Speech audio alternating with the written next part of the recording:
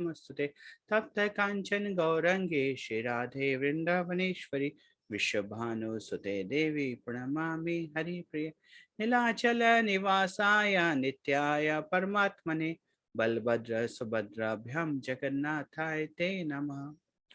वंशकल्पतरुभ्यश्च कृपा सिन्धुभ्यैव च पतितानां पावनेभ्यो वैष्णवेभ्यो नमो नमः। जय श्री कृष्ण चैतन्य प्रभु नित्यानंद श्री अद्वैत गदाधर शिवासादि गौर भक्तवृंद। हरे कृष्णा कृष्णा कृष्णा हरे हरे, हरे राम राम राम हरे हरे। थैंक यू अजय प्रभु।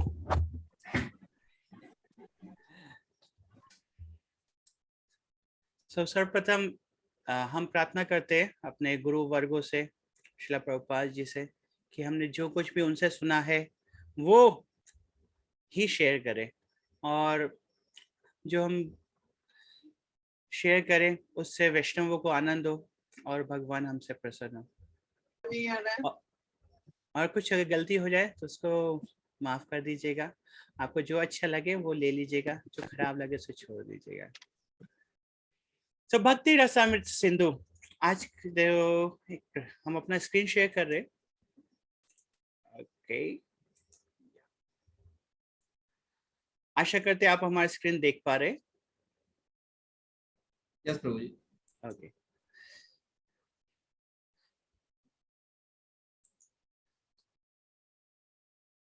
तो आज जो हम लोग क्लास कर रहे हैं उसका उद्देश्य क्या है। आज हम लोग क्लास में भक्ति रसामृत सिंधु बुक का अमुख प्रीफेस को डिस्कस करेंगे।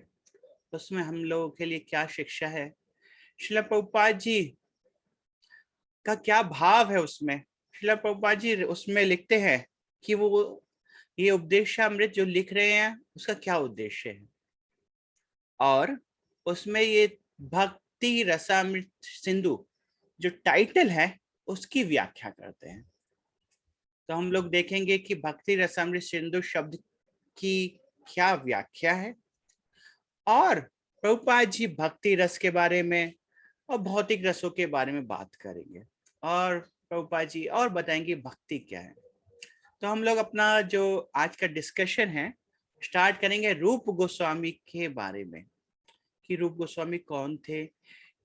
और आप सब लोगों ने ऑलरेडी पढ़ा है तो हम लोग उसमें ज्यादा उसमें नहीं जाएंगे कि रूप गोस्वामी का जन्म कहाँ हुआ था, लेकिन इसमें देखेंगे कि चैतन्य महाप्रभु ने कैसे रूप गोस्वामी के ऊपर कृपा किया, कब कब कृपा किया, और रूप गोस्वामी का क्या भाव था, और प्रार्थना करेंगे सेम भाव हम लोग अपने जीवन में अपनाने की कोशिश करें।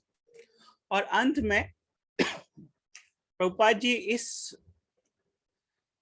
वो अमुख में जो भक्ति रसामृत सिंधु का उद्देश्य लिखते हैं कि ये बुक वो क्यों लिख रहे हैं, उसके उद्देश्य के बारे में बात करेंगे और कैसे वो हमारे पर्सनल जीवन से रिलेटेड है और इस कौन से रिलेटेड।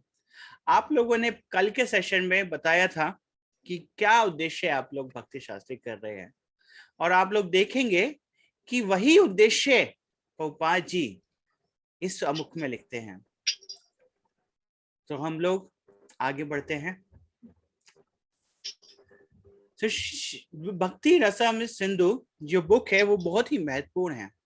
वो हम लोग कैसे समझ सकते हैं कि बहुत सारे आचार्यों ने भक्ति रसामृत सिंधु के ऊपर व्याख्याएं, भाष्य, कमेंट्री लिखी है।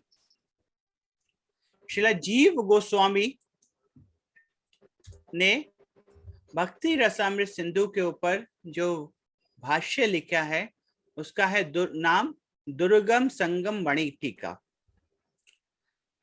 यह जो वो भाष्य है, दुर्गम, जब कभी कोई कठिनाई आएगी जीवन में, क्या करूं या क्या ना करूं, तो यह उस समय हमारे साथ होगी, और मणि के समय साथ हमें उजाला देगी। ये भक्ति रसामृत सिंधु हमारे भक्ति मार्ग का एक मैप है।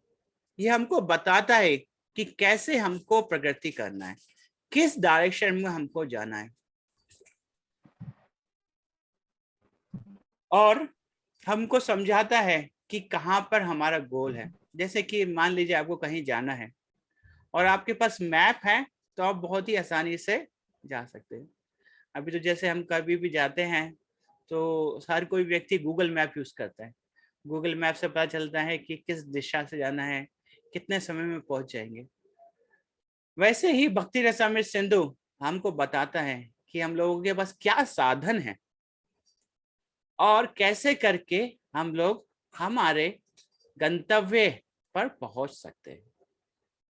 तो पहला जो भाष्य है वो जीव गोस्वामी ने लिखा, जिसका नाम है दुर्गम संगम मणि। और उसके बाद विश्वनाथ चक्रवर्ती ठाकुर ने 2 भाष्य लिखे इसके ऊपर, भक्ति सर प्रदर्शनी और भक्ति रसामृत सिंधु बिंदु। शिला विश्वनाथ चक्रवर्ती ठाकुर जो ये भक्ति रसामृत सिंधु है, जो सागर है, उसका एक बिंदु हमको टेस्ट करा रहे, क्योंकि वो बहुत ही, बोला जाए तो विराट है, बहुत ही अनंत है। उस रस का एक बिंदु हम लोगों के लिए लेकर आए। वैसे ही एक और मुकुंद दास ने इसके ऊपर भाष्य लिखा, अर्थ रत्न लपा दीपिक। ये कृष्णदास कविराज जी के शिष्य थे। तो हम लोग एक बात समझते हैं इससे कि भक्ति रसामृत सिंधु कितना महत्वपूर्ण है, और बोलते हैं कि भक्ति रसामृत सिंधु श्रीमती राधा रानी से अभिन्न है, क्योंकि यहाँ पे भक्ति के बारे में दिखाया गया है। और भी कुछ भाष्य हैं। आप लोगों ने सुना है किसी और भाष्य का नाम, जो कमेंट्री जो भक्ति रसामृत सिंधु के नाम पे लिखी गई है?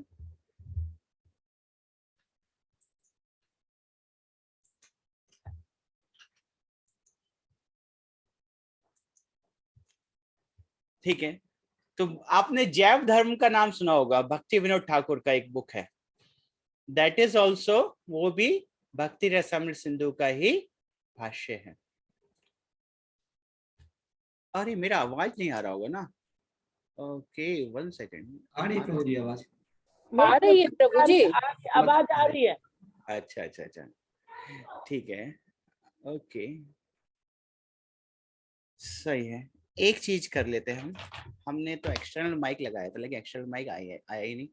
एनीवे, तो हम लोग हेडफोन लगा लेते हैं, तो फिर ठीक है। तो फिर जैव धर्म जो है वो भी भक्ति रसामृत सिंधु का कमेंट्री। और बॉन महाराज ने एक कमेंट्री लिखा।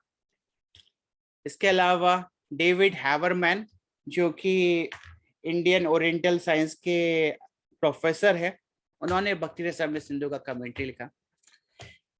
फिर श्रील प्रभुपाद जी ने भक्ति रसामृत सिंधु का सार अध्ययन किया। देखिए, सारांश कमेंट्री और वर्ड टू वर्ड कमेंट्री। जैसे प्रभुपाद जी भागवत गीता का जो कमेंट्री करे हैं वो उन्होंने वर्ड टू वर्ड किया है, उसमें हर एक श्लोक को उन्होंने लिया है और श्लोक वाइज व्याख्या की है। लेकिन जब प्रभुपाद जी जब प्रभुपाद जी ने व्याख्या किया इसका, हमारे भक्ति रसामृत सिंधु का, तो उन्होंने बहुत ही सारांश में करा। उन्होंने हर एक श्लोक को नहीं लिया, यद्यपि उन्होंने बस सारांश में उसका समरी जो है वही दिया। और उसके बाद परम पूज्य धनुधर स्वामी महाराज ने एक कमेंट्री करा जिसका नाम है भक्ति की लहरें। फिर भानु महाराज का एक कमेंट्री है जिसमें उन्होंने जीव गोस्वामी और विश्वनाथ चक्रवर्ती ठाकुर की कमेंट्री को ट्रांसलेट किया है। तो इस तरीके से हम लोग देखते हैं कि बहुत सारी कमेंट्रियां लिखी गई हैं। वेव्स ऑफ डिवोशन, तो अगर पढ़ने को है तो नेक्टर ऑफ डिवोशन में बहुत कुछ पढ़ने को आपको मिलेगा साइड में भी। तो मैं कोशिश करूंगा ये कमेंट्रीज भी आपको साथ शेयर कर दूंगा गूगल ग्रुप में। तो स्टार्ट करते हैं जहां से हमने कल एंड किया था लास्ट टाइम। ये श्लोक, नाना शास्त्र विचारे नेको निपुनो सद्धर्म संस्थापको लोकानाम हितकारिणो त्रिभुवने मन ने शरण्य करो, राधा कृष्ण पदारविंद भजनांदेन मत्तालिको, वंदे रूप सनातनो रघुयुगो श्री जीव गोपाल को। तो ये बहुत ही विशेष वर्ष है, क्योंकि ये वर्ष बताता है जो रूप गोस्वामी, जो 6 गोस्वामी हैं, जिस उनके गुणों के बारे में। विशेष करके इस यहाँ पर वो बताते हैं कि उन्होंने नातना शास्त्र विचार, उन्होंने अलग अलग अनेक शास्त्र जो में विचार करने में निपुण थे, वो उन्होंने बहुत सारे अलग अलग भक्ति से रिलेटेड ग्रंथों की अध्ययन किया और वहां से स्थापित किया कि भक्ति कैसे प्रमुख है। और हम लोग यही इस नेक्टर ऑफ डिवोशन में देखेंगे। और जब रूप गोस्वामी अलग अलग पद्धतियों के बारे में बताएंगे, अलग अलग साधना भक्ति, रागानुगा भक्ति, प्रेम भक्ति, तो उस समय वो अलग अलग शास्त्रों से प्रमाण देंगे। और उन्होंने धर्म की संस्थापना की। इस संसार में अलग अलग लोग धर्म बोलते हैं, तो भक्ति धर्म कैसे प्रमुख है, कैसे वो सबसे मेन है, उसकी उन्होंने व्याख्या करी। और वो क्योंकि लोक का नाम हितकारी ने को, वो सारे संसार के हित करने के लिए करी। और वही ऐसे हैं जो तीनों लोक में शरण्य हैं, जिन शरण लेने योग्य हैं। और वो सदैव राधा कृष्ण के चरना रविंद की भक्ति करने में मत्तालिको, जैसे एक मधुमक्खी मत रहती है, वैसे ही वो भगवान की सेवा करने में मत रहते हैं। तो हम लोग प्रार्थना करते हैं रूप गोस्वामी, सनातन गोस्वामी, रघुनाथ दास गोस्वामी, रघुनाथ भट्ट गोस्वामी और जीव गोस्वामी, गोपाल भट्ट गोस्वामी, कि वो हमको मदद करें इस भक्ति रसामृत सिंधु को आनंद लेने में, अपने जीवन में अपनाने में। जब हम लोग मंगलाचरण करते हैं तो मंगलाचरण में हम लोग ये श्लोक पढ़ते हैं जो कि रूप गोस्वामी के लिए है। श्री चैतन्य मनो अभिष्टम स्थापितम ये न भूतले, स्वयं रूपा कदामयम ददाति स्वपदान्तिका। तो कोई बता सकते हैं कि मनोअभिष्टम का क्या मतलब है? ये एक माता जी ने भी लिखा था जब उन्होंने बोला कमेंट्री में। यस प्रभु जी, हरे कृष्णा प्रभु जी, मैं बोलूं? यस बोलिए माता जी, कोई भी बोल सकते हैं। ये मनोविष्टम मतलब रूप गोस्वामी जी प्रभु चैतन्य महाप्रभु जी के मन के भावों को समझते थे, उनके मन को वो भाप लेते थे बिना बोले। तो चैतन्य महाप्रभु के मन को जो समझते हैं, जिन्होंने चैतन्य महाप्रभु के मन का जो भाव था, जो इच्छा थी, उन्होंने उसको स्थापित किया, उन्होंने इस संसार में भक्ति को स्थापित किया। उन रूप गोस्वामी कब मेरे को कृपा करेंगे, ऐसे करके प्रार्थना कर रहे हैं। देखिए, इस संसार में हमारी जो इंद्रियां हैं वो सीमित हैं, और अगर कोई भी हमको ज्ञान प्राप्त करना है तो हमको शब्द प्रमाण के थ्रू प्राप्त करना है, क्योंकि शब्द प्रमाण जो है वो परफेक्ट है, ज्ञान जो वेदों से आता है। लेकिन उसमें भी हम लोग सही भाव से उसको पकड़ रहे हैं नहीं पकड़ रहे, वो भी बहुत जरूरी है। क्योंकि जैसे हम लोग देखते हैं भागवत गीता के ऊपर बहुत सारी कमेंट्रियाज थी। जब श्रील प्रभुपाद जी अमेरिका गए उससे पहले भी बहुत सारी कमेंट्रियां थी, लेकिन श्रील प्रभुपाद जी ने भगवान के क्या भाव है, गुरु परंपरा से जो ज्ञान प्राप्त हो रहा है उसको एज इट इज रिप्रेजेंट किया। इसीलिए वो इस संसार में इतने लोगों के जीवन में चेंज लेके आ सका।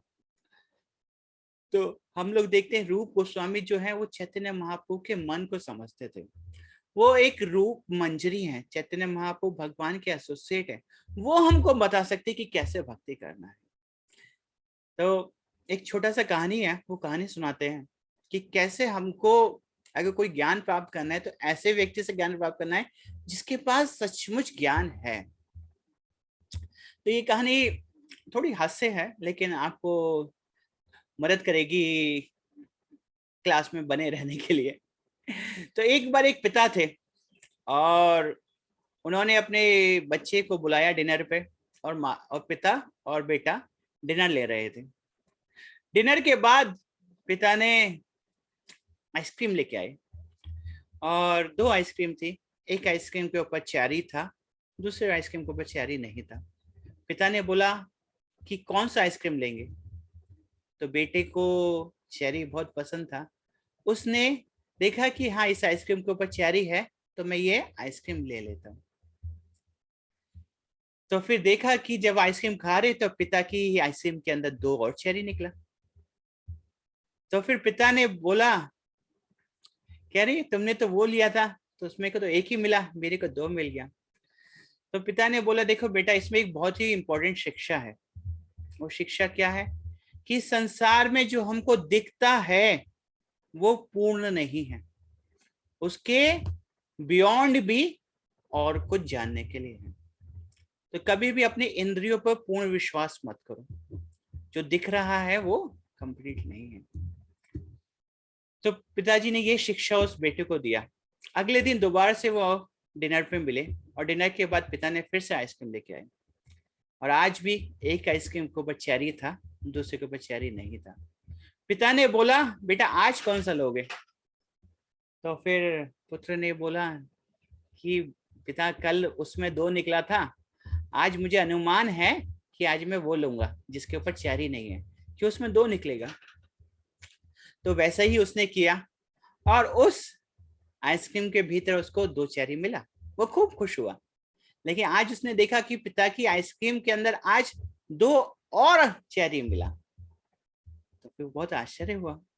तो फिर पिता ने उसको आज एक और ज्ञान दिया।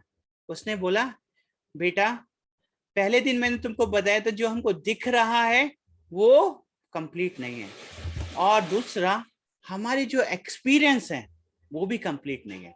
हमको हमेशा और सीखने की जरूरत है, और जो हमारे एक्सपीरियंस है उसके बियॉन्ड भी ज्ञान है। तो कभी ऐसा मत सोचो तुम्हारे जो अनुमान है वो परफेक्ट है। तीसरे दिन दोबारा से पिता और पुत्र मिले। डिनर के बाद पिता फिर से आइसक्रीम लेके आए। एक आइसक्रीम के ऊपर चेरी था और दूसरे के ऊपर चेरी नहीं था। पिता ने पूछा, बेटा आज कौन सा लेंगे? तो बेटा सोचता है कि अरे अगर मैं प्रत्यक्ष प्रमाण लूं तो फिर जिसके ऊपर चेरी है वो लूं, अगर अनुमान प्रमाण लूं तो जिसके ऊपर चेरी नहीं है वो लूं, तो क्या करूं? तो यदि आप होते तो क्या करते? यस।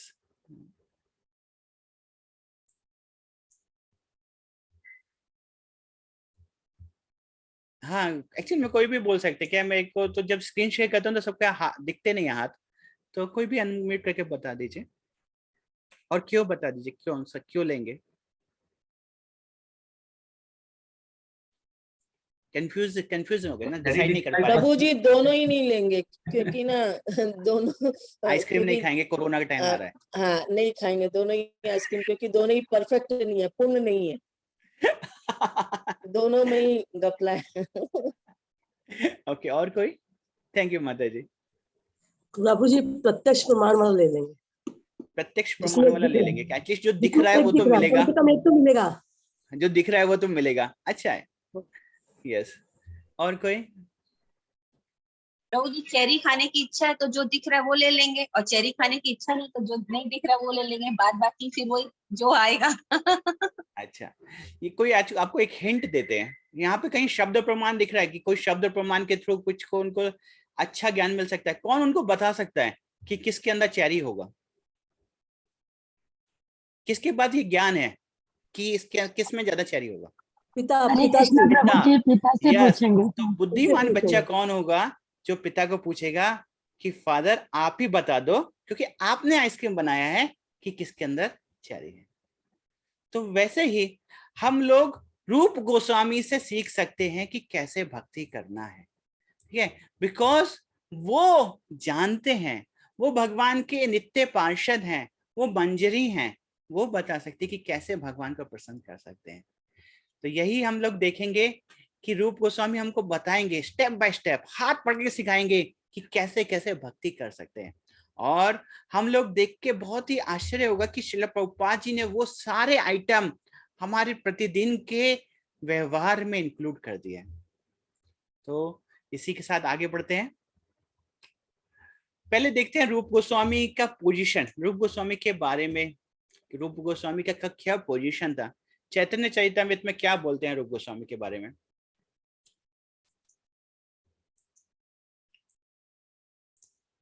ओके, तो बहुत आप सब लोग भक्तों ने बहुत कुछ बताया उसके रूप गोस्वामी के बारे में। हम लोग चैतन्य चरितमृत में से कुछ वर्ष लेते हैं और देखते हैं कि चैतन्य महाप्रभु ने कैसे रूप गोस्वामी के ऊपर विशेष कृपाएं करी और उनको एम्पावर किया ये नेक्टर ऑफ डिवोशन जैसी बुक लिखने के लिए। ओके, तो मैं बस अब एक वेदाबेस खोल लेता हूँ। यस, vedabase.io, चैतन्य चरितमृत।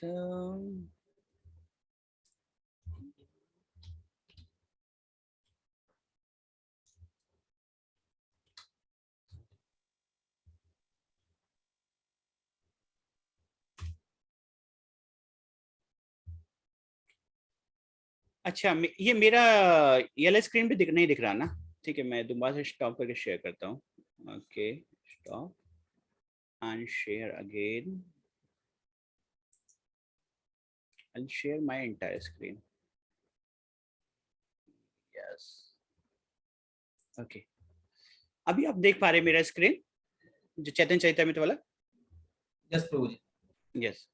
हाँ प्रभु। ओके, देखिए चैतन्य महाप्रभु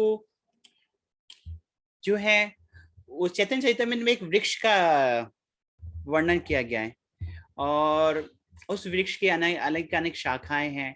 उसमें भगवान चैतन्य महाप्रभु के अलग अलग एसोसिएट्स के बारे में बताया गया है। जब चैतन्य चरितमृत के ये आदि लीला में आता है, उसी में वहां पर रूप गोस्वामी और सनातन गोस्वामी के बारे में लिखते हैं, कृष्णदास का विराज। तो देखते हैं ये वर्ष इसमें क्या बोलते हैं। उसमें 3-4 वर्षों में बताते हैं कि रूप गोस्वामी के थे। तो मैं पहले मतलब पढ़ देता हूँ। ये वर्स 86, ओके, या 86 पे चलते।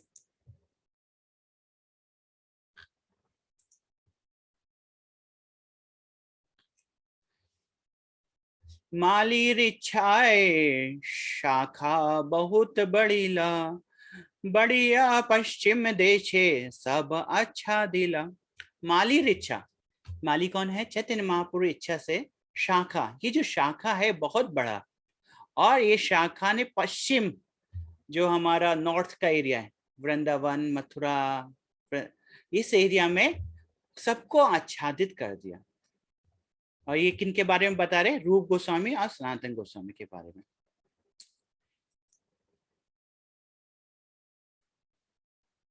सिंधु आदि तीर और हिमालय, वृंदावन मथुरा आदि जतो तीर्थ है। कहाँ कहाँ? सिंधु नदी, हिमालय, वृंदावन, मथुरा और जितने भी तीर्थ हैं सब जगह उन्होंने प्रचार किया। सब जगह उन्होंने सबको कृष्ण भावना भावित कर दिया, उनको भक्ति प्रेम से आच्छादित कर दिया। दुई शाखर प्रेम फले शाखा भसिला, प्रेम फल आस्वादे लोक उन्मत्त हैया। जो ये भक्ति लता, ये जो शाखा है, उस पे जो प्रेम फल हुआ उसको आस्वाद करके पूरा लोक उन्मत्त हो गए। तो हम भी आशा करते हैं कि हम लोग ये जो भक्ति रस का जो फल है उसको आस्वादन कर सके और उसमें हम लोग उन्मत्त हो सके। एक और वर्ष है, यस। पश्चिमेर लोक सब मूड़ा अनाचार, तहा प्रचारिले दोहे भक्ति सदाचार। जो पश्चिम में जनरली लोग उतने ज्यादा कल्चर नहीं थे जैसे द्रविड़ में थे। द्रविड़ में जब चैतन्य महाप्रभु गए बहुत ही सरलता से उन्होंने प्रचार किया, लेकिन पश्चिम में जो नॉर्थ के उस एरिया में वहां पर लोग इतने ज्यादा, ये कृष्णदास का विराज बोल रहे हैं तो नो कमेंट इन दिस।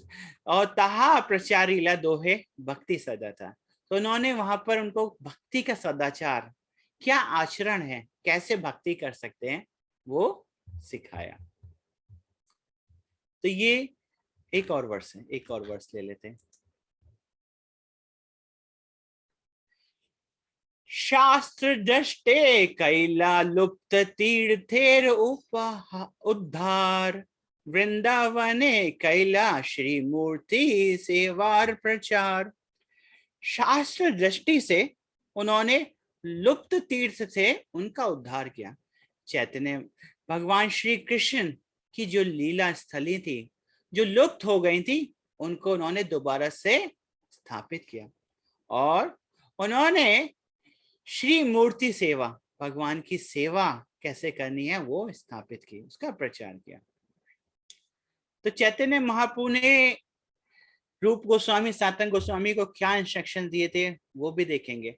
लेकिन देखिए एक चीज है, ये जो रूप गोस्वामी, सनातन गोस्वामी है, उनकी विशेष क्या योगदान है? उन्होंने शास्त्रों की का अध्ययन करके और हमको उनका एसेंस दिया और उन्होंने हमको बताया श्री मूर्ति की कैसे पूजा कर सकते हैं, कैसे भगवान की हम लोग सेवा कर सकते हैं। ऑल्सो उन्होंने जो भगवान की लीला स्थली थी उनको स्थापित किया, जैसे मदन मोहन मंदिर, गोविंद जी टेम्पल, ये रूप गोस्वामी और सनातन गोस्वामी ने स्थापित किए।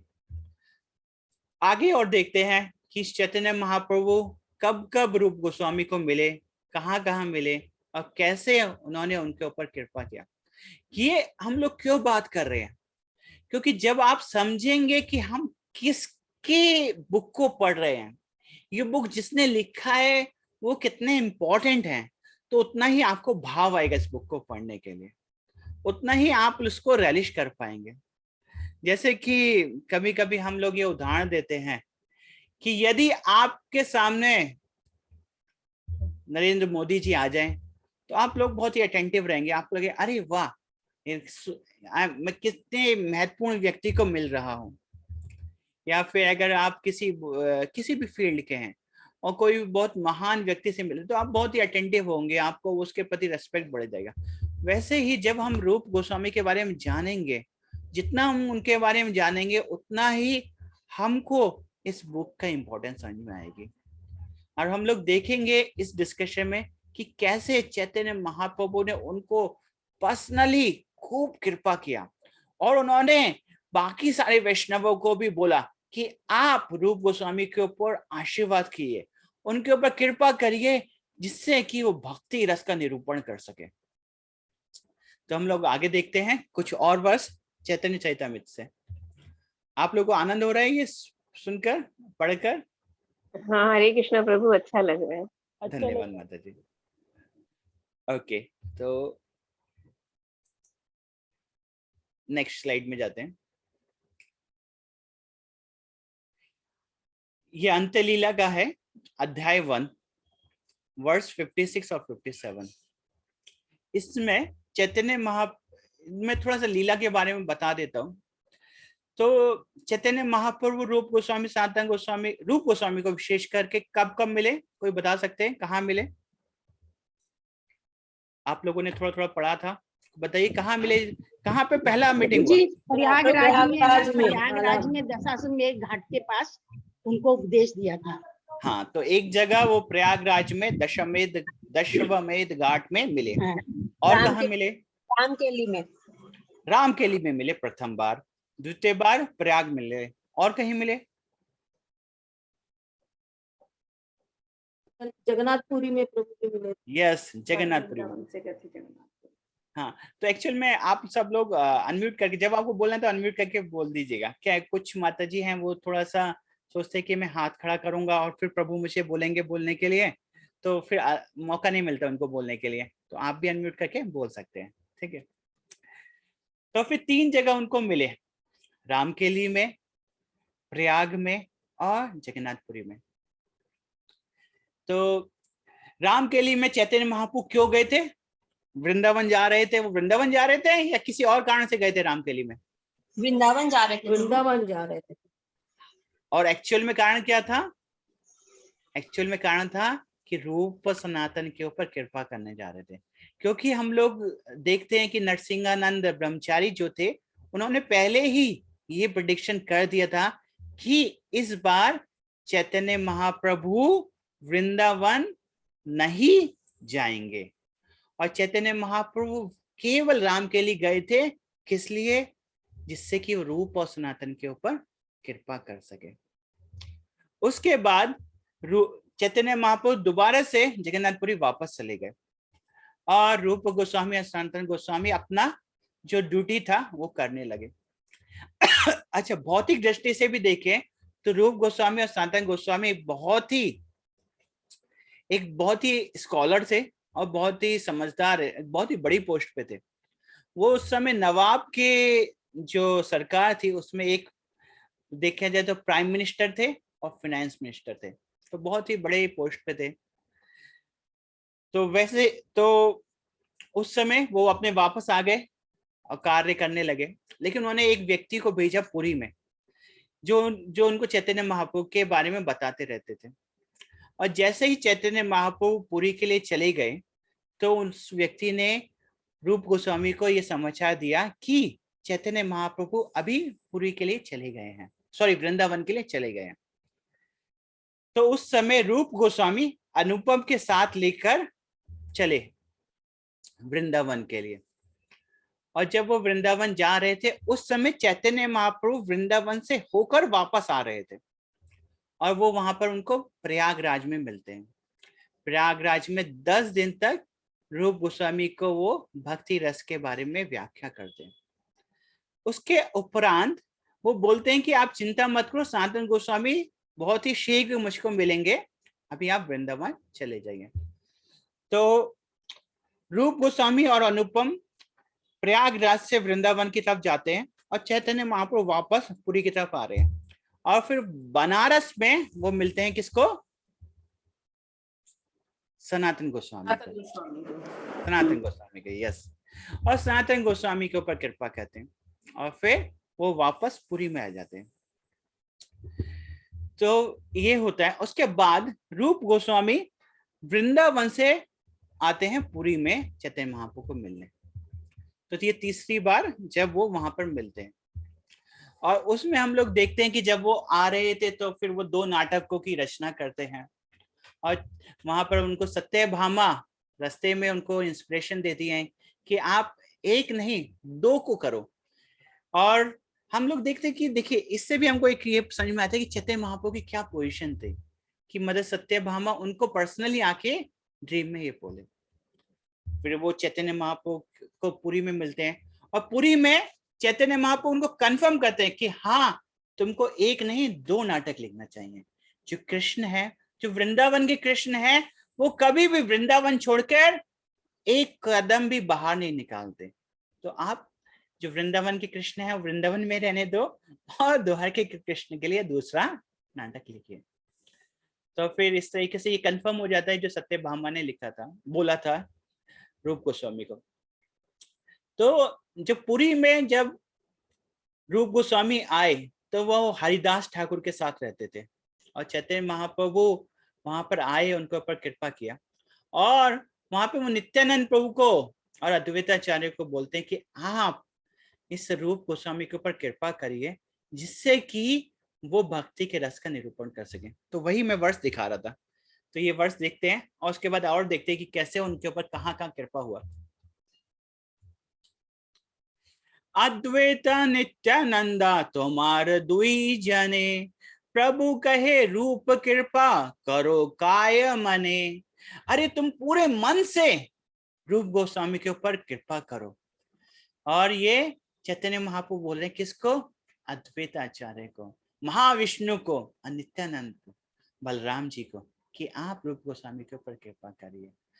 तो माँ दोहरे कृपा ते इहार हऊ तैचे शक्ति, यते विवर्ते पारेण कृष्ण रस भक्ति। तुम्हार दोहारे तुम्हारी कृपा से उनके अंदर ऐसा शक्ति आए जिससे कि वो कृष्ण रस भक्ति को निरूपित कर पाए। और इसी कारण से रूप गोस्वामी हमको ये भक्ति रसामृत सिंधु सिंधु दे रहे हैं, सागर दे रहे हैं। तो इस वर्ष में हमने देखा कि रूप गोस्वामी को कैसे नित्यानंद प्रभु एंड अद्वैताचार्य ने कृपा किया।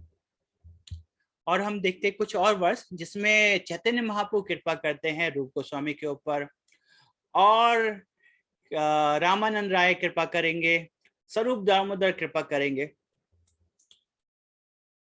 ये एक वर्ष है 83, इससे सेम अंत्यलीला अध्याय 1 वर्ष 83।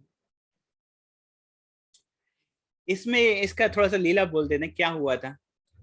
तो चैतन्य महाप्रभु जब रथ यात्रा में डांस कर रहे थे तो उस समय रूप गोस्वामी एक वर्ष लिखे। अच्छा, आज रथ यात्रा कल आ रहा है और आज एक उत्सव है। आप लोगों को पता है आज क्या उत्सव है? रथ यात्रा के पहले दिन होता है गुंडीचा मार्जन। हाँ, गुंडीचा मार्जन होता है, सही है। और एक और उत्सव होता है प्रभु जी, सब जगह का दर्शन करने जाते हैं और उनकी माने बहुत बड़े बड़ी आंखें वगैरह इस तरह से कुछ। हाँ, इस उत्सव को बोलते हैं नयन उत्सव। जैसे हमारी जैसे फीस्ट फॉर आवर आईज, हम लोग फीस्ट खाते हैं जीवा के लिए, और वैसे ही हमारे आंखों के लिए वो फीस्ट है। जो बोलते हैं कि जो आंखें भगवान का दर्शन ना करे वो मोर पंख पे जो आंख बनी है उसके समान है। क्यों? क्योंकि वो भगवान का तो दर्शन में लगी नहीं। तो वैसे ही आज नयन उत्सव है, नयनों के लिए उत्सव है, भगवान के दर्शन का उत्सव है। तो कल को रथ यात्रा आ रहा है। तो फिर चैतन्य महाप्रभु जब रथ यात्रा में बहुत डांस कर रहे थे, बहुत आनंद में थे, तो उस समय रूप गोस्वामी एक श्लोक की रचना करते हैं और श्लोक को लिखकर वो फिर स्नान करने चले जाते हैं। अपने हट के छत में उसको सूखने के लिए रखकर समुद्र में स्नान करने जाते हैं। फिर उसी समय चैतन्य महाप्रभु वहां पर आते हैं और चैतन्य महाप्रभु उस वर्ष को पढ़ लेते हैं।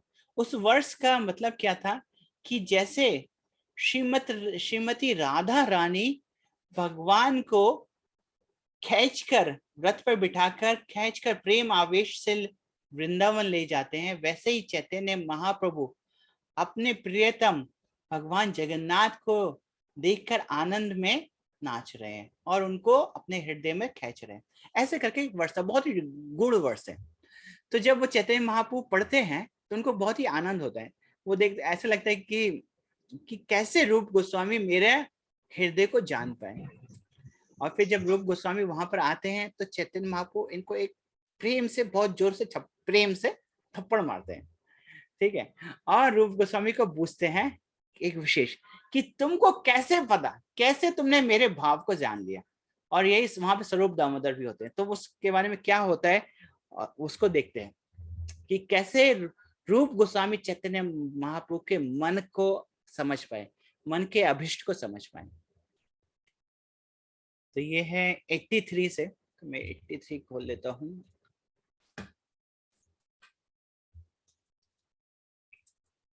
अंत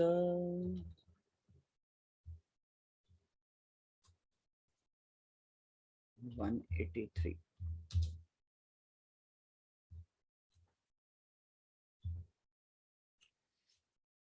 हाँ, प्रभु देखी दंडवत प्रांगणे पड़ीला, प्रभु तारे चापड़ मारी कहिते लागिला। तो चैतन्य महाप्रभु को देखकर रूप गोस्वामी प्रांगण में ही प्रणाम करते हैं और प्रभु उनको एक चापड़ मारते हैं और कहने लगते हैं। अब क्या कहते हैं देखते हैं। आप लोग जानना चाहते हैं क्या बोले चैतन्य महाप्रभु? हाँ प्रभु जी, जरूर। धन्यवाद। क्या मैं आप लोगों को थोड़ा बोलने के लिए प्रेरित करता रहता हूँ, जिससे कि मुझको भी उत्साह है, नहीं तो मुझको भी संग मिलता रहे आपका। तो फिर क्या बोलते हैं? गूढ़ मोर हृदय तुम्ही जानीला कैमोने, मेरा जो हृदय गूढ़ है रहस्य तुम कैसे जान लिए। एता कही रूपे कहिला दृढ़ आलिंगन। और ये बोल के उन्होंने रूप गोस्वामी को खूब दृढ़ता से आलिंगन किया। पहले झापड़ मारा था, अभी आलिंगन कर रहे हैं, ठीक है। अब बोलते हैं कि अरे तुमने मेरे हृदय को कैसे जान लिया। आगे देखते हैं। से श्लोके लैया प्रभु स्वरूपे दिखाइला, उस श्लोक को चैतन्य महाप्रभु ने स्वरूप दामोदर को दिखाया। स्वरूपे परीक्षा लागी तहारे पूछिला, और स्वरूप दामोदर ने उसको परीक्षा किया और उनको चैतन्य महाप्रभु ने पूछा। क्या पूछते हैं देखिए, मोर अंतर्वार्ता रूप जानी ले कै मोने, स्वरूप कहे जानी कृपा करी आछे आपने।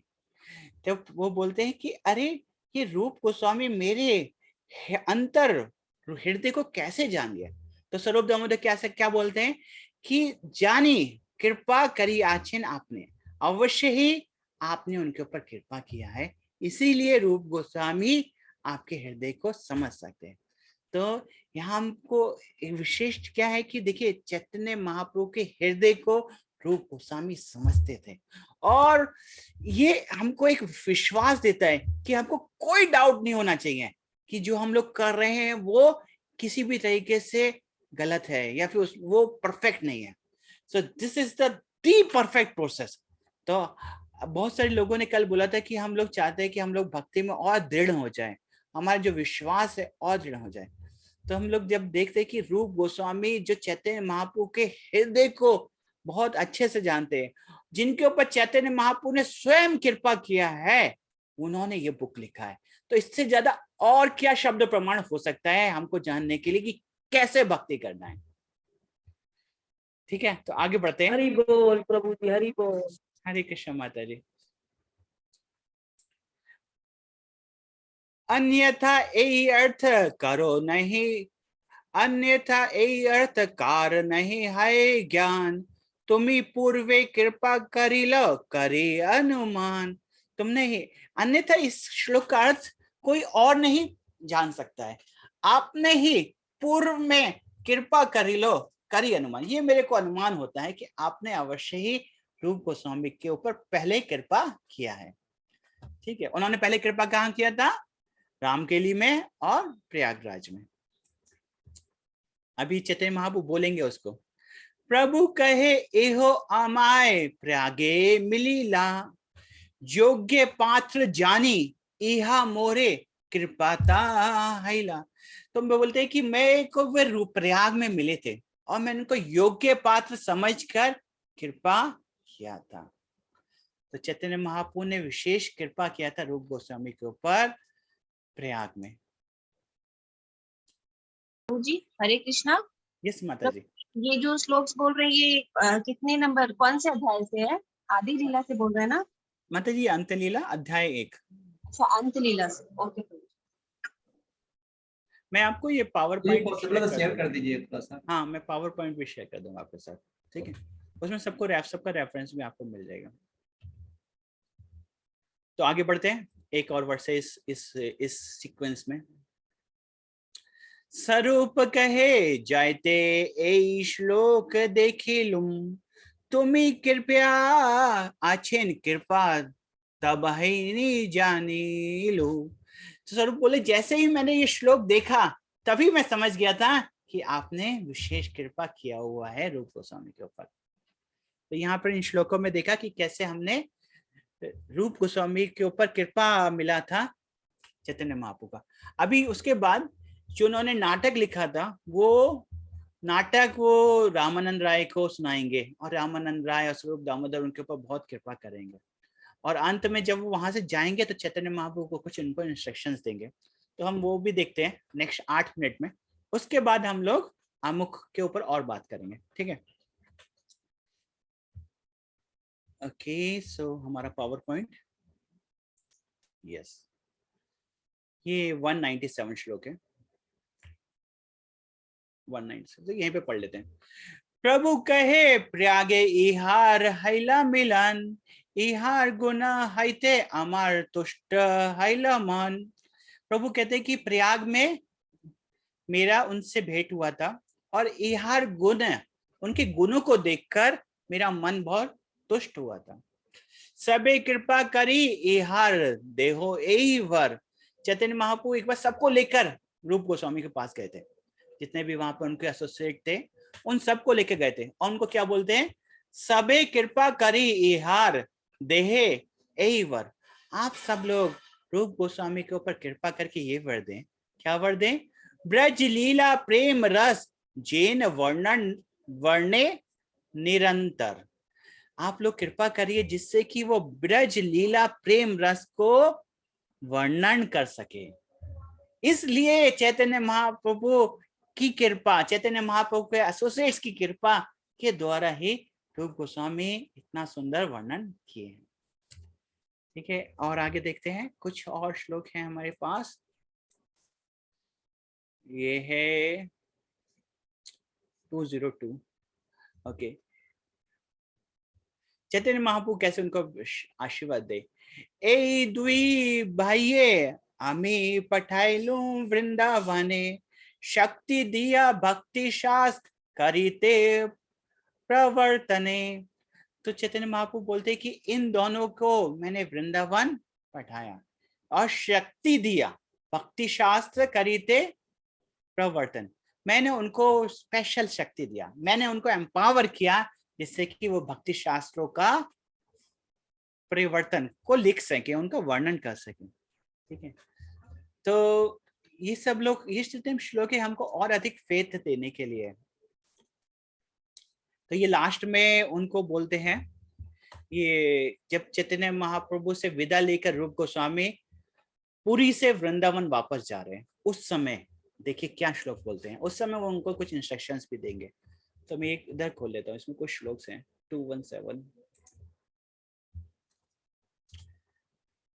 देखिए हम लोग तो बंगाल में जन्म नहीं हुआ मेरा तो, लेकिन हमको चैतन्य चरितामृत इतना आस्वादन करता है कि हमको लगता है कि हमको अच्छे से और अच्छे से बंगाली सीखना चाहिए, जिससे कि चैतन्य भागवत भी पढ़ सके।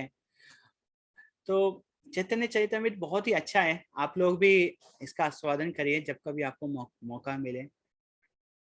पहले जब भक्ति सिद्धांत सरस्वती ठाकुर के समय चैतन्य चरितामृत डे 1 से भक्तों को भक्त पढ़ते थे, जिससे कि उनको चैतन्य महाप्रभु के रस का आस्वादन कर सके। अभी हम लोग रस के बारे में बात करेंगे, तो उस समय आपको समझ में आएगा कि कैसे हमको बहुत जरूरी है, आवश्यक है कि भक्ति रस में आस्वादन ले। प्रभु जी सच में चैतन्य चरितामृत तो बहुत रस है, बहुत आनंद आ रहा है इसको पढ़ने में। हम लोग का रोज सुबह हो रहा है 6 से 7 बजे। अच्छा, बहुत अच्छा लग रहा है। जय जय जय। कौन लेते हैं आपका चैतन्य चरितामृत? राहुल प्रभु। अच्छा, हाँ। तो चैतन्य चरितामृत ऐसा नेक्टर है, अमृत है सचमुच। ठीक है, आगे बढ़ते हैं। तो ये जो वर्सेस है उसमें जब रूप गोस्वामी वृंदावन पुरी से वापस जा रहे हैं वृंदावन के लिए, उसके बारे में चैतन्य महाप्रभु क्या बोलते हैं उनको। वृंदावने जाहो तुम्हें रहिला वृंदावने, एक बार इहा पठाइया सनातने। तो आप अभी वृंदावन जाइए और वृंदावन में रहिए, एक बार सनातन गोस्वामी को वहां से यहाँ पर भेजिएगा। ब्रजे जाई रस शास्त्र करिहा निरूपण। तो यहाँ पर उनको इंस्ट्रक्शन दे रहे हैं। पहला इंस्ट्रक्शन क्या है कि ब्रज में जाकर रस शास्त्र का निरूपण कीजिएगा। ठीक है, लुप्त तीर्थ सब तहा करियो प्रचारण। जितने भी भगवान श्री कृष्ण की लीला स्थली थी जो लुप्त हो गई हैं, उनको दोबारा से स्टैब्लिश करके उनका प्रचार करिएगा। 2 इंस्ट्रक्शन हो गए, शास्त्र और लीला, शास्त्र और धाम। आगे पढ़ते हैं। हरे कृष्णा प्रभु जी। यस माता जी। प्रभु जी वो वर्स का नंबर भी बता देते ना, कितना नंबर कौन से अध्याय का? अच्छा, ये माता जी अंत्य लीला अध्याय 1 श्लोक संख्या 218। अभी हम 219 पे हैं। आप देख पा रहे हैं स्क्रीन पे हमको? स्क्रीन शेयर नहीं किया हुआ है प्रभु जी आपका। ओहो, धन्यवाद आपने बोला वो, नहीं तो पहले screen share. Okay,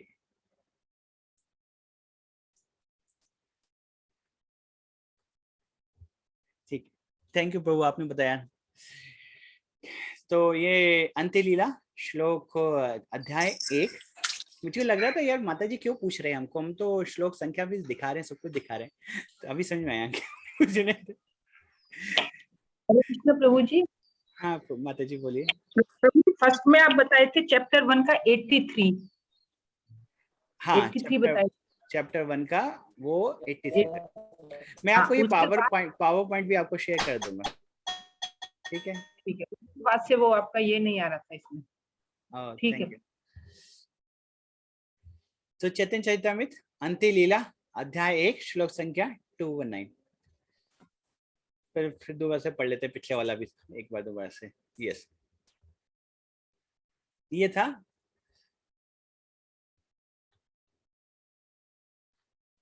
okay, hide कर देते हैं।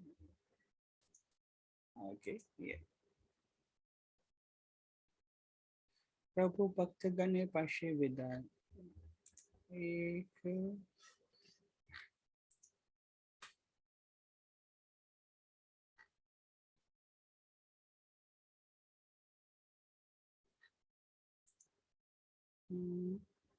कृष्ण सेवा रस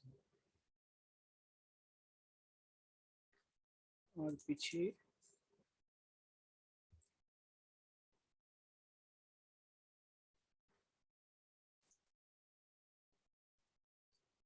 हाँ, तो हम लोग ये वाला वर्ष पढ़ लेते हैं। वृंदावन जाहो तुम्हें रहीला वृंदावने, एक बार यहाँ पठाइया सनातने। आप वृंदावन जाके वृंदावन में रहिए और एक बार सनातन गोस्वामी को यहाँ पर भेजिएगा। उसके बाद बोलते हैं ब्रज जाई रस शास्त्र करिया निरूपण, लुप्त तीर्थ सबतः करियो प्रचारण। तो आप लोग वहां पे क्या करिएगा, जो रास भक्ति के रस के शास्त्र हैं उनका निरूपण कीजिएगा, और जो लुप्त भगवान की लीला स्थली है उनको दोबारा से स्टैब्लिश करिएगा। 2 इंस्ट्रक्शंस ये हो गए। उसके आगे देखते हैं, ये 219 वर्ष है। कृष्ण सेवा रस भक्ति करियो प्रचार, आमिया देखिते तहा जयमु एक बार। कृष्ण की सेवा रस भक्ति करो प्रचार। तो 2 थे कि पहला था कि जो शास्त्र है उनकी रचना करिए, और तीसरा धाम को एस्टैब्लिश करिए, और ये तीसरा है कि भगवान की भक्ति कैसे करनी है उसको आप एस्टैब्लिश करिए। आगे देखते हैं। एता बोली प्रभु तारे कैलालिंगन, रूप गोसाई शिरे धरे प्रभु चरण। तो ये बोलकर चैतन्य महाप्रभु ने उनको आलिंगन किया और रूप गोस्वामी के मस्तक पर अपने चरण कमल को रख दिया। प्रभु भक्त गण पाशे विदा लैला, पुनरअपि गौड़ पठे वृंदावन आइला। और फिर रूप गोस्वामी वहां से सब भक्तों से विदा लेकर वृंदावन आ गए। ठीक है, तो अभी हम लोग वापस आते हैं, 8 बज गए। एक लास्ट है कि रूप गोस्वामी का क्या मूड था जब वो चैतन्य महाप्रभु को मिले, तो क्या उनका भाव था, वो भी थोड़ा सा समझ लेते हैं। एक तो हमने पहले समझ लिया कि कैसे रूप गोस्वामी बहुत ही चैतन्य महाप्रभु के मनोअभिष्ट को समझते हैं और सारे भक्तों की कृपा उन्होंने प्राप्त किया है। चैतन्य महाप्रभु ने पर्सनली उनको एम्पावर किया जिससे कि वो इन शास्त्रों की रचना कर सके। अभी देखते हैं उनका मूड क्या था, जिससे हम लोग वही मूड को अपना सके, क्योंकि हम लोग रूपानुगा हैं, हम लोग रूप गोस्वामी के फॉलोअर्स हैं। तो रूप गोस्वामी के क्या भाव थे उसको समझने की कोशिश करते हैं कि कैसे जब वो चैतन्य महाप्रभु को मिले तो उनका क्या भाव था। ये मेरे को मन कर रहा है वर्ष दिखाऊं, लेकिन टाइम नहीं है इसलिए नहीं दिखाता हूँ, नहीं तो फिर आप तो फिर जब वो चैतन्य महाप्रभु को राम किले में मिले तो क्या भाव थे उनको, उन्होंने एक विशेष प्रकार से चैतन्य महाप्रभु के सामने आए थे। कौन बता सकते हैं कैसे वो आए थे? जब वो आए थे आप लोगों ने किस बताया था, किसी ने बहुत ही डीप बता रहे थे कि प्रभु जी वो मुंह में घास का टिनका लेकर के और गर्दन में कपड़ा लपेट करके आए थे, मतलब Yes. बहुत विनम्र भाव से आए थे, विनम्र दिखा रहे थे कि हम बहुत विनम्र हैं। तो मुंह में घास का तिनका और गर्दन में वस्त्र लगाकर क्यों आए थे, उसका क्या भाव है, विनम्रता किसके मुंह में दिखाने के तिनका लिए। रहता है? वो रूप गोस्वामी और सनातन गोस्वामी के मुंह में। हाँ, रूप गोस्वामी सनातन गोस्वामी इस भाव से आए, बहुत ही विनम्र भाव से आए और मुंह में तिनका और गले में कपड़ा बांध के आए। तो किसके मुंह में तिनका रहता है? घास का तिनका किसके मुंह में रहता है? प्रभु जी जैसे घास है ना एकदम सरेंडर रहती है भगवान के प्रति, वैसे ही उनको है ना भगवान के प्रति, चैतन्य महाप्रभु के प्रति सरेंडर होके आए। अच्छा, बिल्कुल सही, ये उनका भाव था, बिल्कुल सरेंडर हो गया है। और कोई? ये घास का तिनका क्या रिप्रेजेंट करता है, और कोई बताएंगे? प्रभु जी हम लोग को माने सहसुनता वो श्लोक है ना, हाँ, शरणागपि सुनी चेना तरोरपि सहिष्णुना। माने कोई मान हम लोग को सहन करने, तीन के समान सहन करने की शक्ति होनी चाहिए हम लोगों में। ओके। और कोई अपमान भी करे तो उसको हम लोग को ले लेना चाहिए, मतलब उसको सहन करना चाहिए। अच्छा, और कोई? तो देखिए, चैतन्य महाप्रभु के सामने जब रूप गोस्वामी सनातन गोस्वामी आए तो मुंह में तिनका था, गले में वस्त्र लगा के आए थे। वो रिप्रेजेंट कर रहे थे कि मैं पशु के समान हूँ, पशु के मुख में तिनका होता है। प्रभु जी वो अपने आप को जगाई और मगाई से भी पतित बता रहे थे इसमें। यस, और वो अपने आप को उन जगाई मदाई से भी निम्न समझते थे, बोलते मैं उनसे भी पापी हूँ। और उनके मुंह में तिनका है, वो रिप्रेजेंट करता है कि हम लोग पशु के समान हैं। पशु को नहीं पता होता है मेरे लिए क्या अच्छा है क्या गलत है, भगवान कौन है, वो अपने आप को देह समझता है। तो वैसे ही रूप गोस्वामी सनातन गोस्वामी यद्यपि बहुत ही स्कॉलर थे, बहुत ही ज्ञानवान थे, लेकिन उनका भाव क्या था कि हे भगवान, हमको पता नहीं है कि हम कौन हैं, हमारे लिए क्या करना उचित है।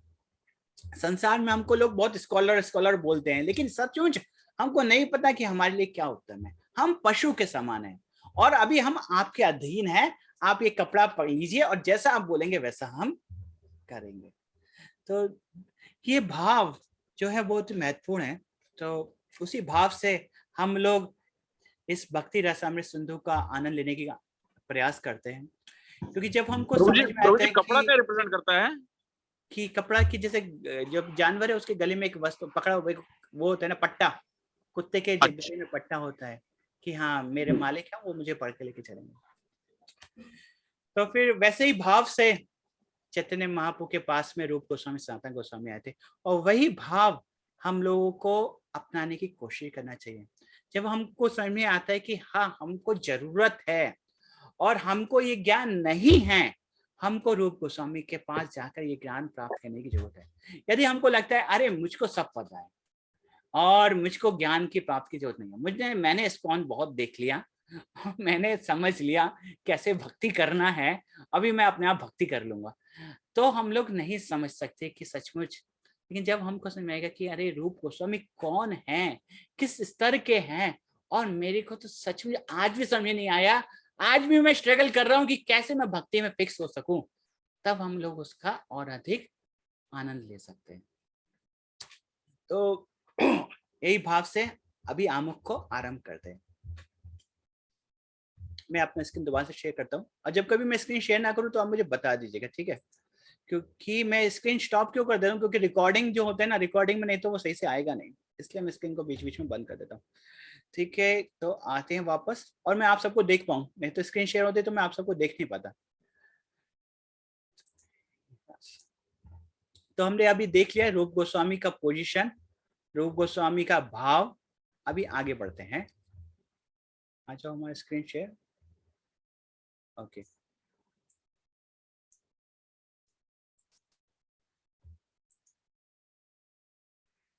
तो कुछ कोट्स हैं श्रील प्रभुपाद जी का रूप गोस्वामी के बारे में, मैं ये कोट्स पढ़ लेता हूँ, क्विकली पढ़ता हूँ, ठीक है? जो the Krishna conscious movement is conducted under the supervision of Srila रूप गोस्वामी। जो हमारा कृष्णा भावनामृत संघ है वो रूप गोस्वामी के आदेशों के अंदर चल रहा है, ये श्रील प्रभुपाद जी बोलते हैं नेक्टर ऑफ इंस्ट्रक्शंस के प्रीफेस में। एक और कोट है, ओके, यहाँ पे बोलते हैं रूपानुगा कौन है, चैतन्य महाप्रभु नेक्टर डिवोशन में एक लेक्चर में बोलते हैं, वो बोलते हैं हम लोगों को रूपानुगा कहा जाता है। Anuga means follower. हम लोग रूप गोस्वामी के फॉलोअर हैं। हम लोग रूप गोस्वामी के चरण कमल, चरणों को के पद चिन्हों पर चलने वाले हैं। So, as Rup Goswami is following his predecessor Chaitanya Mahaprabhu, जैसे रूप गोस्वामी ने चैतन्य महाप्रभु को फॉलो किया, हमको भी अपने प्रीडिसेसर्स, हमारे जो रूप गोस्वामी हैं, हमारे गुरु महाराज हैं, उनको फॉलो करना चाहिए। तब हम लोग सक्सेसफुल होंगे, तब हम लोग, हमारा जीवन सक्सेसफुल होगा। ओके, एक और कोट है। अच्छा, ये प्रभुपाद जी जब राधा दामोदर मंदिर में थे, ये एक बुक है प्रभुपाद एट राधा दामोदर, उस बुक में लिया गया है। इसमें बोला है शिला प्रभुपाद एक्सेप्टेड संन्यास on September 17, 1954, moved to an upstairs room at Radha Damodar temple and concentrated his energy on translating into the English and purport the Srimad Bhagavatam. देखिए चैतन्य शिला प्रभुपाद वृंदावन में कहाँ रहे? रूप गोस्वामी की समाधि के निकट। क्यों? क्योंकि रूप गोस्वामी, वो बोलते कि रूप गोस्वामी के जो समाधि है वो एक व्हील का जो सेंटर पॉइंट है उसके समान है। रूप गोस्वामी की कृपा से ही श्रील प्रभुपाद जी अमेरिका गए और उन्होंने प्रचार किया। ये श्रील प्रभुपाद जी बोलते हैं कि रूप गोस्वामी ने उनको इंस्ट्रक्शन दिया था कि आप वृंदावन जाइए, आप अमेरिका जाइए, मैं आपके साथ हूं, आपको अवश्य ही पूर्ण सक्सेस मिलेगा। और ये एक और है कोट, इसमें बोला गया कि 1933 में श्रील प्रभुपाद का जब दीक्षा हुआ तो भक्ति सिद्धांत सरस्वती ठाकुर ने उनको भक्ति रसामृत सिंधु बुक पढ़ने के लिए बोला। आपको पता है बहुत सारे भक्त इस्कॉन में इस बुक को पढ़कर भक्त बन गए। उसमें एक विशेष नाम है, जो भक्ति चारू स्वामी महाराज ने प्रथम बार जो इस बुक पढ़ा इस्कॉन का श्रील प्रभुपाद जी का, वो भी भक्ति रसामृत सिंधु था। और भक्ति रसामृत सिंधु को पढ़कर भक्ति चारू स्वामी महाराज ने अपना जीवन श्रील प्रभुपाद के ऊपर समर्पित कर दिया। ओके, सो आगे बढ़ जाते हैं अभी। ओके,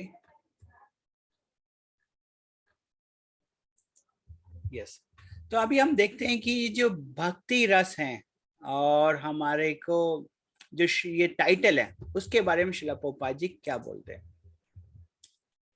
तो जो टाइटल है हमारा भक्ति रसामृत सिंधु, इसमें से कौन कौन से शब्द निकाल सकते हैं हम लोग? अगर इसका संधि विच्छेद करें तो इसमें से क्या क्या शब्द मिलते हैं हमको? प्रभु जी मैं बोलूं, रस है सागर और अपना सत्य। यस, तो हमको मिलता है एक रस। प्रभु जी सागर है, भक्ति है, रस है, सागर है। यस, तो सागर है, रस है, भक्ति है, अमृत है। ठीक है, तो हम लोग इन शब्दों की व्याख्या श्रील प्रभुपाद जी करते हैं अमुख में। तो देखिए रस क्या है, श्रील प्रभुपाद जी सबसे पहले रस की व्याख्या करते हैं। इस संसार में हम लोग देखते हैं अनेक लोग अनेक कष्ट करते हैं, अनेक परिश्रम करते हैं, सुबह से लेकर शाम तक कठिन परिश्रम करते हैं, बहुत जल्दी उठ जाते हैं।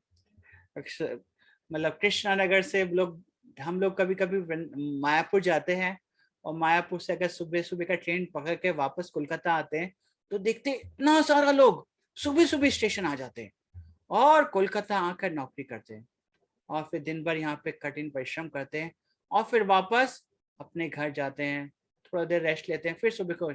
तो क्यों वो इतना सब कष्ट करते हैं? क्योंकि उनको एक रस, एक आनंद की, एक आनंद नहीं बोलेंगे, एक रस मिलता है, एक खुशी मिलती है, जिसके लिए ये सब लोग कठिन परिश्रम कर रहे हैं। तो वो रस के कुछ गुण के बारे में बोलते हैं। जो भौतिक रस है, वो जो भौतिक रस है वो क्या है, उसकी क्या नेचर है, उसके बारे में श्रील प्रभुपाद जी हमको इस आमुख में बोलते हैं। तो हम लोग उसके बारे में चर्चा करेंगे उससे पहले एक आपको प्रश्न पूछते हैं। आप लोगों में से कोई व्यक्ति बता सकते हैं कि कोई आपको ऐसा एक्सपीरियंस हुआ जिसमें कि आपको बहुत ही इच्छा थी कि अरे मैं ये प्राप्त कर लूं, ये भौतिक चीज प्राप्त कर लूं, इसको प्राप्त कर लूंगा तो मैं बहुत ही खुश होऊंगा, और आप उसको प्राप्त करते हैं फिर उसको लगता है कि अरे मैं ये तो नहीं चाहता था। ऐसा कभी हुआ आपके जीवन में? बोले भौतिक चीज, अरे नहीं मुझको ये मिल जाएगा तो मैं जीवन बहुत ही खुश हो जाऊंगा। भक्ति में आने से पहले हो सकता है ऐसा। तो और आपको जब वो मिला हो तो लगा होगा अरे ये तो मैं सचमुच चाहता था क्या, यही चाहता था क्या? ऐसा कभी कभी एक्सपीरियंस हुआ किसी को जिसमें उनको लगा हो? यस बोलिए। मटेरियल वर्ल्ड में तो ऐसा होता ही है कि हम लोग के पास जितना होता है उससे ज्यादा हम लोग सोचते हैं, जब वो मिल जाता है तो दूसरी चीज आ जाती है दिमाग में, कुछ तो कुछ चलता ही है। यस, कोई उदाहरण से दे बता सकते हैं कि हो सकता है वो कोई नौकरी का हो या कोई मटेरियल थिंग का हो, कुछ ऐसा एग्जांपल दे सकते हैं? मैं बोल सकता हूँ प्रभु जी, अपनी पढ़ाई को लेकर जब सीए पास नहीं किया तो लग रहा था कि जब सीए बन जाऊंगा तो शायद सब कुछ हो जाएगा, सब दुनिया का सब कुछ हासिल हो जाएगा। डॉक्टर पासिंग लगा के ये तो बहुत ईजी है, उसके बाद अभी और भी मेहनत करनी पड़ेगी तब जाके कुछ मिल सकता है। तो ऐसा एक्सपीरियंस मेरे को रहा है। या तो जो भक्ति सुख है उसको बोला जाता है कि वो फ्लिकरिंग है, वो चपल है, वो कुछ समय के लिए आनंद देते हैं फिर वो उनका आनंद क्षय हो जाता है, चला जाता है। तो ये भक्ति के जो हमारे भौतिक है रस, उनका ये नेचर है। श्रील प्रभुपाद जी एग्जाम्पल देते हैं कि आदमी हो सकता है कि इस संसार में इसी जीवन में समझ ले कि हाँ मैंने जो प्राप्त किया है वो कुछ समय के लिए ही है। जैसे हम लोग नॉर्थ में तो हम लोग ये बहुत सुनते हैं कि बेटा 10th कर लो, 10th कर लोगे तो आपके पास फिर चिंता नहीं है। 10th का जो सर्टिफिकेट है सबसे ज्यादा इंपॉर्टेंट होता है क्योंकि उसमें डेट ऑफ बर्थ लिखा रहता है, वो आपको सब जगह दिखाना है। वो 10th में अच्छे मार्क्स ले आओ तो आप अच्छे से खुश रहेंगे जीवन भर। फिर बोलते कि अरे 12th पास कर लो, 12th अच्छे से मार्क्स आ जाएंगे तो आप कहीं अच्छा कहीं कंपटीशन में जा सकते हो। 12th सबसे ज्यादा इंपॉर्टेंट है। 12th करने के बाद बेटा कंपटीशन क्रैक हो जाएगा ना, एक बार आईआईटी हो जाए या एनआईटी हो जाए ना तो आप जीवन में सफल हो जाओगे। एनआईटी में चले जाते हैं तो फिर अरे प्लेसमेंट हो जाएगा, नौकरी लग जाएगा ना तो खुश हो जाओगे। और फिर नौकरी लग जाता है फिर जाके कॉर्पोरेट कंपनी में जाते हैं तो एक या तो प्रमोशन के लिए भागते हैं कि प्रमोशन हो जाए या अमेरिका चला जाऊं, इसलिए बोलते हैं कि ये हो जाएगा तो खुश हो जाऊंगा। लोग अमेरिका चले जाते हैं, प्रमोशन मिल जाता है, फिर भी खुश नहीं होते, सोचते शादी हो जाएगा तो खुश हो जाऊंगा। शादी हो जाता है फिर समझ में आता है अरे नहीं, बच्चे हो जाएंगे तो शायद खुश हो जाऊंगा। फिर बच्चे हो जाते हैं लेकिन तब भी ये चलता रहता है, वो खुशी नहीं मिलती क्योंकि जो संसार की सुख है वो फ्लिक करेंगे, वो चपल है। तो ये संसार के सुखों का वो है, प्रकृति है। और जो संसार में दूसरा जो प्रभुपाद जी बोलते हैं वो भोग और त्याग। आदमी चाहता है कि इसको भोगे फिर चलता है त्यागे, फिर भोगे त्यागे। बोले भोग अरे मुझको ये चाहिए चाहिए चाहिए, बोले ये नहीं चाहिए नहीं चाहिए, इसको मैं छोड़ दूंगा तो शायद खुश होऊंगा। तो ऐसे करके भोग त्याग चलता रहता है। ये भौतिक रसों क्या गुण है, आप सब लोगों ने अपने जीवन में ये अवश्य ही महसूस किया होगा। तो अभी हम लोग भक्ति रस के बारे में बात करते थे। तो आप लोगों ने कुछ ऐसा एक्सपीरियंस हुआ भक्ति में कि अरे ये सेवा तो ऐसा है कि मुझे बहुत ही आनंद देता है और मैं रोज करना चाहती हूँ, मुझको बहुत ही आनंद मिलता है और मेरा लाइफ यही है, ऐसे कि ये मेरा जीवन है। वो कुछ भी हो सकता है वो शास्त्र पढ़ना हो या विग्रहों की सेवा हो या भक्तों का संग हो या धाम जाना हो या फिर इवन भगवान का नाम करना हो। तो ऐसा कभी किसी को एक्सपीरियंस हुआ? प्रभु जी मुझे तो शास्त्र सुनने में बहुत आनंद आता है। मेरा मन करता है कि सारा दिन भर मैं सुनती रहूं, लेक्चर को सुनती रहूं। कोई चाहे भक्ति रसामृत सिंधु हो, चाहे भगवत गीता हो, भागवतम हो, हर टाइम में सुनती रहूं, मतलब कान लगाए रखूं। मेरा बस इसमें ही बहुत आनंद आता है सुनने में। धन्यवाद माता जी। तो भक्ति हरे रस का कृष्ण प्रभु जी, मैं बोलूं? हाँ बोलिए माता जी। मेरा नाम कुसुम भगत है। आज से 10 साल पहले मुझे ब्रेन का अटैक आया था। अच्छा। तो मैं जब घर में थी मेरा फाइनेंस पूरा बेकार हो गया था। तो फिर मेरे एक रिलेटिव उन्होंने फिर माता जी ने मेरे को भक्ति रत्न में सिंदूर ला के दी। अच्छा, तो फिर उसमें जो एक लाइन थी कि बड़े बड़े से बड़ा कष्ट भी भक्ति से कट जाता है, एक लाइन थी, मैंने अंदर लाइन भी किया था उस समय मैंने। ये जो आपका 14वें पेज में है ना, दूसरा जी। पैराग्राफ में, ये लाइन मैंने उस समय अंदर लाइन किया था, मेरा हाथ भी नहीं चलता तो मैंने ये लाइन को अंदर किया, अंदर लाइन किया था कि Thank you, बड़ा से Mataji. बड़ा कष्ट भी। तब तो खाली किताब आई थी मेरे पास, मैंने शुरू ही किया था। Thank you, Mataji. तो भक्ति रस, और कोई बोलना चाहते हैं अपना एक्सपीरियंस भक्ति रस के बारे में?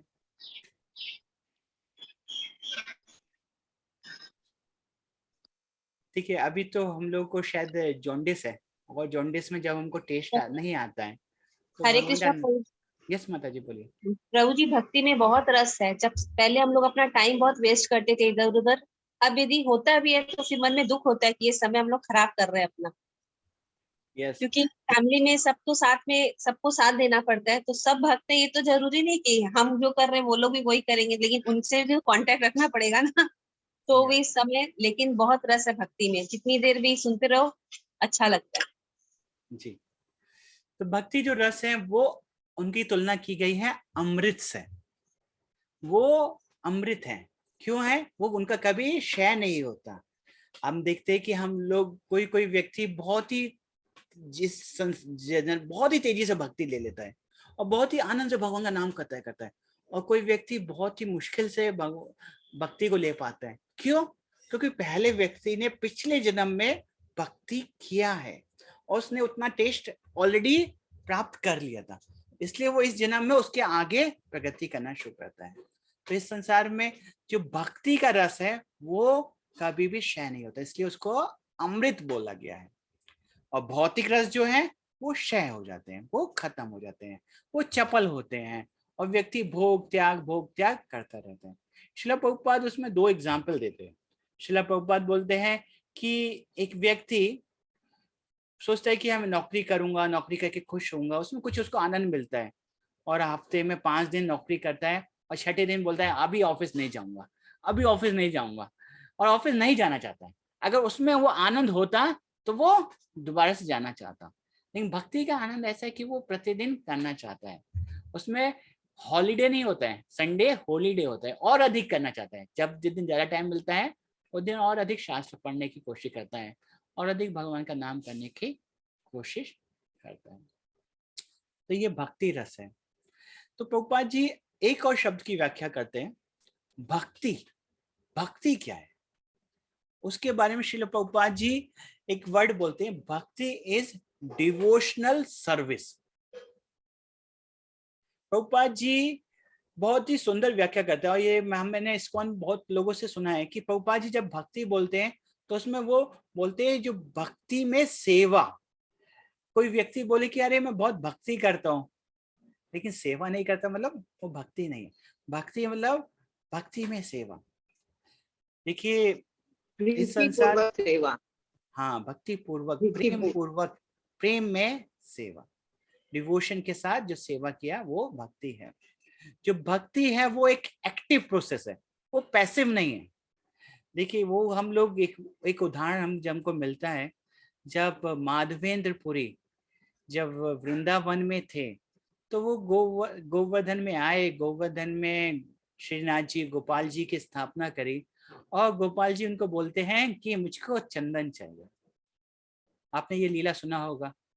तो माधवेंद्र पुरी बहुत ही वयस्क थे, एक ओल्ड एज में थे, लेकिन जब भगवान गोपाल जी ने बोला कि मुझे चंदन चाहिए, आप उड़ीसा में जाइए, वहां से मुझे चंदन लेके आइए, तो उनके पास कोई पैसा भी नहीं था, कोई पर्सनल स्ट्रेंथ भी नहीं था, लेकिन वो भगवान के आदेश को पाकर वहां से चल दिए, वृंदावन से उड़ीसा जाने, पुरी जाने। क्यों? चंदन लेके आने के लिए। ये वहां पर हम लोग चैतन्य चैतन्य में पढ़ेंगे तो बहुत ही सुंदर से बोलते हैं कि प्रेम का यही स्वभाव है। प्रेम का स्वभाव क्या है? वो सेवा करते हैं, और वो हम लोग भौतिक संसार में भी देखते हैं, विशेष करके माताएं जब इवन वो अगर सर्दी हो या गर्मी हो कुकिंग करते हैं बच्चों के लिए, और माँ खुद रात भर जग के कोशिश करती हैं कि बेटा बेटी को सुलाएं। ये प्रेम का स्वभाव है, क्योंकि प्रेम है सेवन। तो वैसे ही, लेकिन श्रील प्रभुपाद जी बोलते हैं कि जो ये भक्ति है वो कृष्ण को केंद्र करके करनी है। इस संसार में प्रत्येक व्यक्ति सेवा करके कुछ आनंद प्राप्त कर रहा है, और कोई व्यक्ति सोचता है कि मैं अपने घर वालों की सेवा करूंगा, पति पत्नी की सेवा करूंगा, उससे मुझे आनंद मिलेगा, उसमें खुशी मिलती है, लेकिन उसको पूर्ण रूप से संतुष्टि नहीं होती है।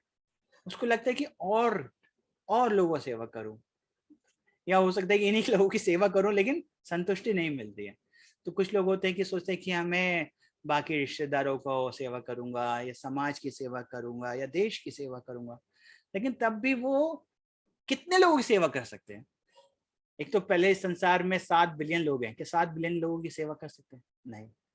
और अगर कर भी लें तब भी क्या वो उनको संतुष्टि नहीं होती, क्योंकि वो एक पॉइंट को मिस कर जाते हैं। प्रभुपाद जी बोलते हैं the point is, what is the point? क्या पॉइंट, किस पॉइंट को वो मिस कर रहे हैं?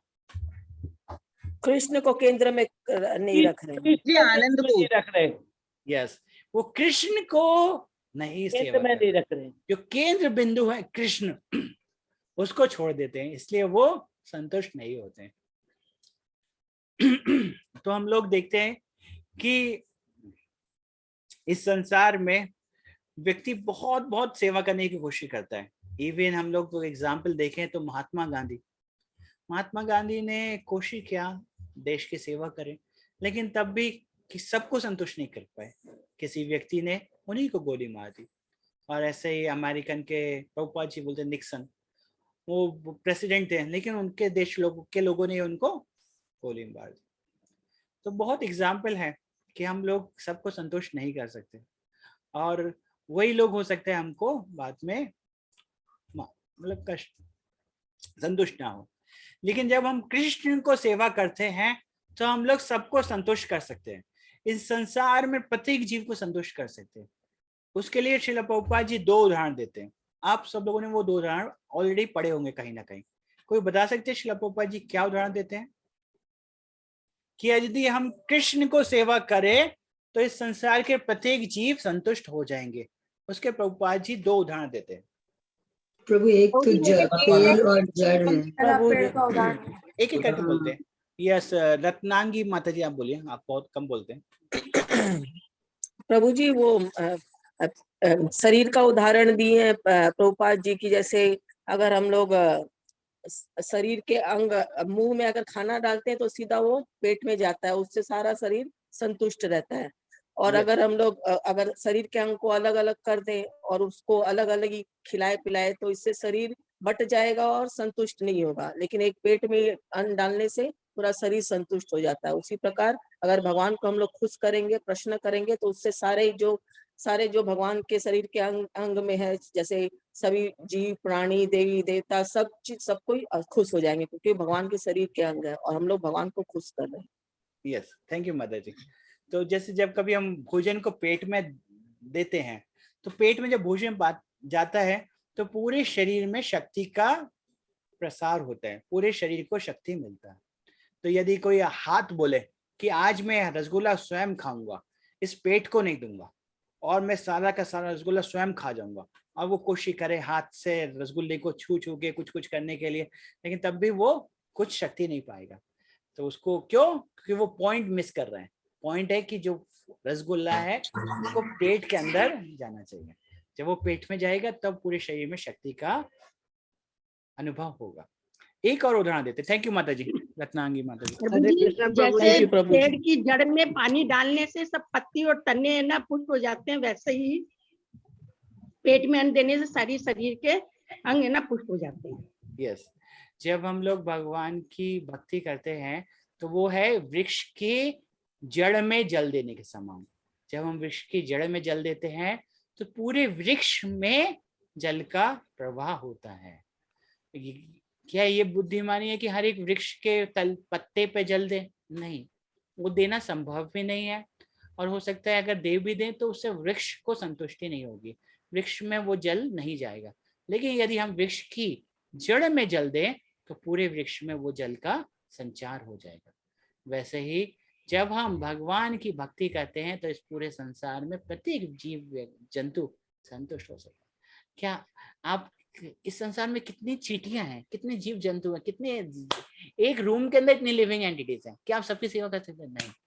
लेकिन अगर हम भगवान की सेवा करेंगे तो वो भगवान सबको संतुष्ट कर सकते हैं।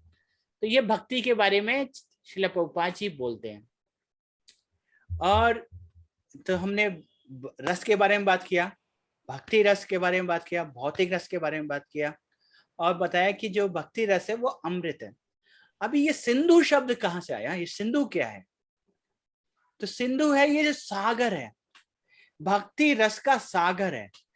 इस संसार में को बोलते हैं भव सागर।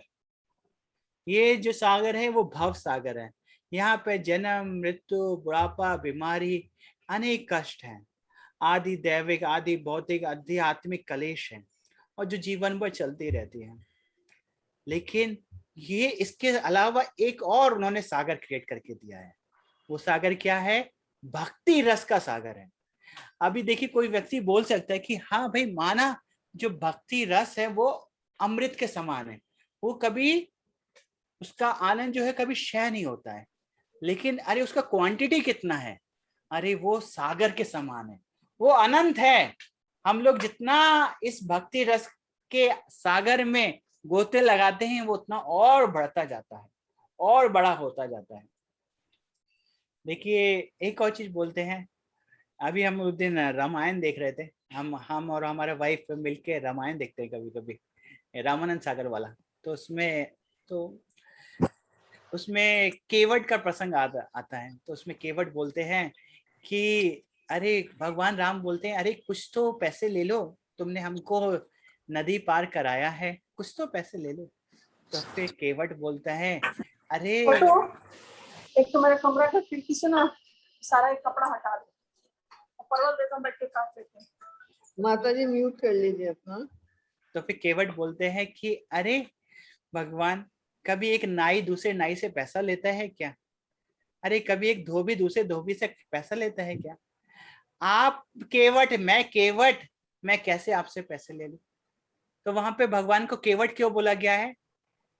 केवट कौन होता है? जो एक पार से दूसरे पार ले जाता है।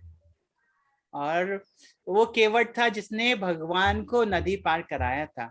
और भगवान केवट है जो हमको ये भव सागर पार कराते हैं, ये संसार रूपी सागर को पार कराते हैं।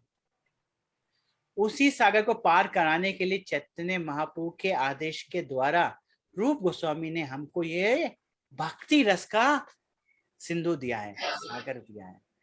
तो अभी हम लोग उसका आनंद लेंगे और देखेंगे कि श्रील प्रभुपाद जी ने क्या उद्देश्य दिए हैं, क्यों उन्होंने इसको लिखा है, उनका उद्देश्य क्या है, उसको समझने की कोशिश करेंगे, जो कि हमारा आज का लास्ट पार्ट है।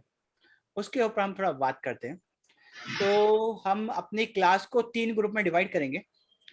तो यहाँ पर जूम में रूम ब्रेक का ऑप्शन होता है, ठीक है। हम लोगों को क्या करना है, हम लोगों को अमुख में से ढूंढ के निकालना है कि श्रील प्रभुपाद जी कहाँ कहाँ बोलते हैं कि जो उन्होंने ये भक्ति रसामृत सिंधु लिखा है उसका उद्देश्य क्या है, क्यों वो ये लिख रहे हैं। ये अमुख में उन्होंने मेंशन करा है अलग अलग जगह। तो आपको ये एक्सरसाइज करना है कि आपको खोजना है कि क्या क्या श्रील प्रभुपाद जी ने बोला है। और ये पहला चीज है, मैं आपको स्लाइड दिखाता हूँ। मेरा स्लाइड आपके सामने आने वाला है। Okay, yes. मेरा स्लाइड थोड़ा हिंदी और इंग्लिश में मिक्स है, तो उसके लिए आप माइंड मत करिएगा, क्योंकि ट्रांसलेट करने में थोड़ा टाइम लग रहा था। तो फिर मैंने सोचा कि अरे, क्योंकि गूगल ट्रांसलेटर डायरेक्टली ट्रांसलेट नहीं कर देता है, उसमें फिर चेंज करना पड़ता है। तो मैं जब भी इंग्लिश होगा तो मैं आपको उसको हिंदी में ट्रांसलेट करके बोल दूंगा। तो पहला है कि identify the reason for Srila Prabhupada writing the Nectar of Devotion. आपको आइडेंटिफाई करना है, आपको ढूंढने हैं कि श्रील प्रभुपाद जी ने ये नेक्टर ऑफ डिवोशन लिखा, वो क्यों लिखा। और आपको देखना है कि ये मेरे जीवन से कैसे संबंधित है।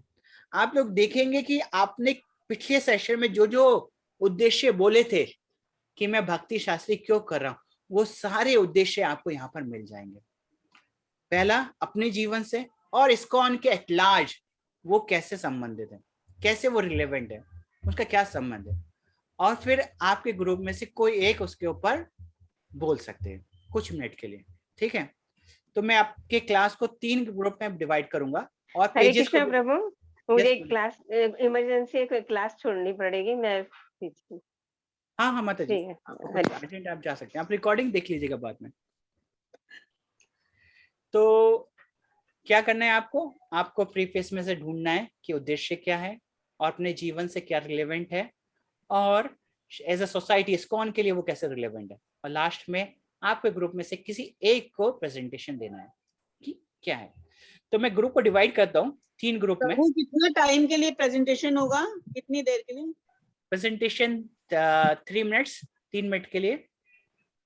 ठीक है, और आपको 5 मिनट्स देंगे ढूंढने के लिए। पेजेस को डिवाइड कर देते हैं। जो अमुक के स्टार्टिंग के जो अमुक में कितने पेज है मैं आपको बुक में दिखा देता हूँ। जो मेरा बुक शेयर करा था वो वाला बुक खोलता हूँ। Okay, content production, okay, study material. Yes माता जी बोलिए। 7 पेज है, 7 पेज। 7 पेजेस है। हाँ, तो प्रथम 2 पेज और लास्ट 2 पेज, पहले ग्रुप को पहले 2 पेज, और जो ग्रुप 3 है उसके लास्ट के 2 पेज, और बीच के जो 4 पेज हैं वो हम बीच वाले ग्रुप को। ठीक है, सो 2 4 2 ऐसे करके करते हैं। और हमारे क्लास में इस समय 1 2 3 4 5 6 7 करीब 30 लोग हैं। तो 30 लोगों को हम लोग 3 ग्रुप में डिवाइड करते हैं 10-10 का। ठीक है, मैं कोशिश करता हूँ। अच्छा, मैं अजय जी को आज होस्ट नहीं बनाया ना, सॉरी अजय जी, मैं भूल गया। ओके, मैं आपको अभी होस्ट बना दिया, इसलिए आप म्यूट नहीं कर पा रहे थे।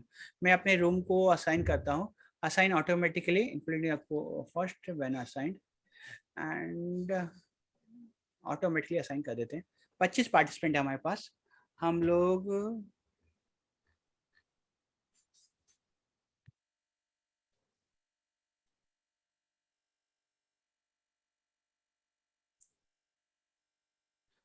तब तक कोई एक जन मुझे बता सकते हैं कि हमको क्या करना है जब तक मैं रूम ग्रुप क्रिएट करना हो।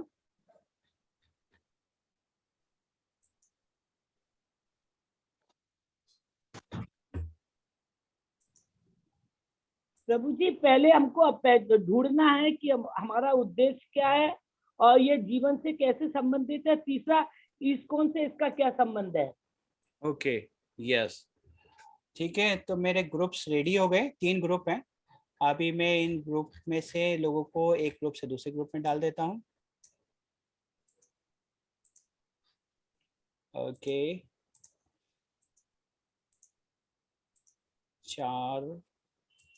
तो अभी तो मैं रेंडमली डाल रहा हूँ, फिर अगली बार थोड़ा सा अच्छे ग्रुप बनाएंगे। ठीक है, जिससे आपके जो ग्रुप के लोग हैं जिसको आप जानते हैं वही लोगों को डालेंगे। ठीक है, और पहले ग्रुप के पास है पेज नंबर 1 और 2, और दूसरे ग्रुप के पास है पेज नंबर 3 4 5, और लास्ट ग्रुप के पास है लास्ट के 2 पेजेस। ठीक है, तो हमारे ग्रुप्स क्रिएट हो जाते हैं।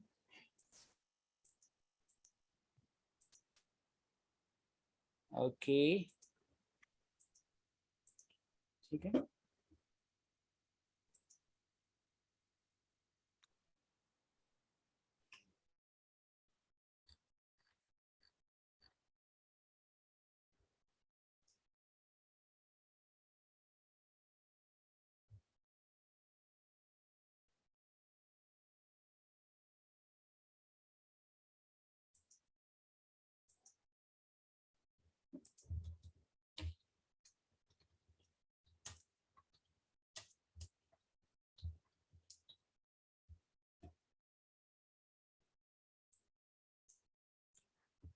ओके, सो ओके, मैं पहले रूम में जाता हूँ, ज्वाइन।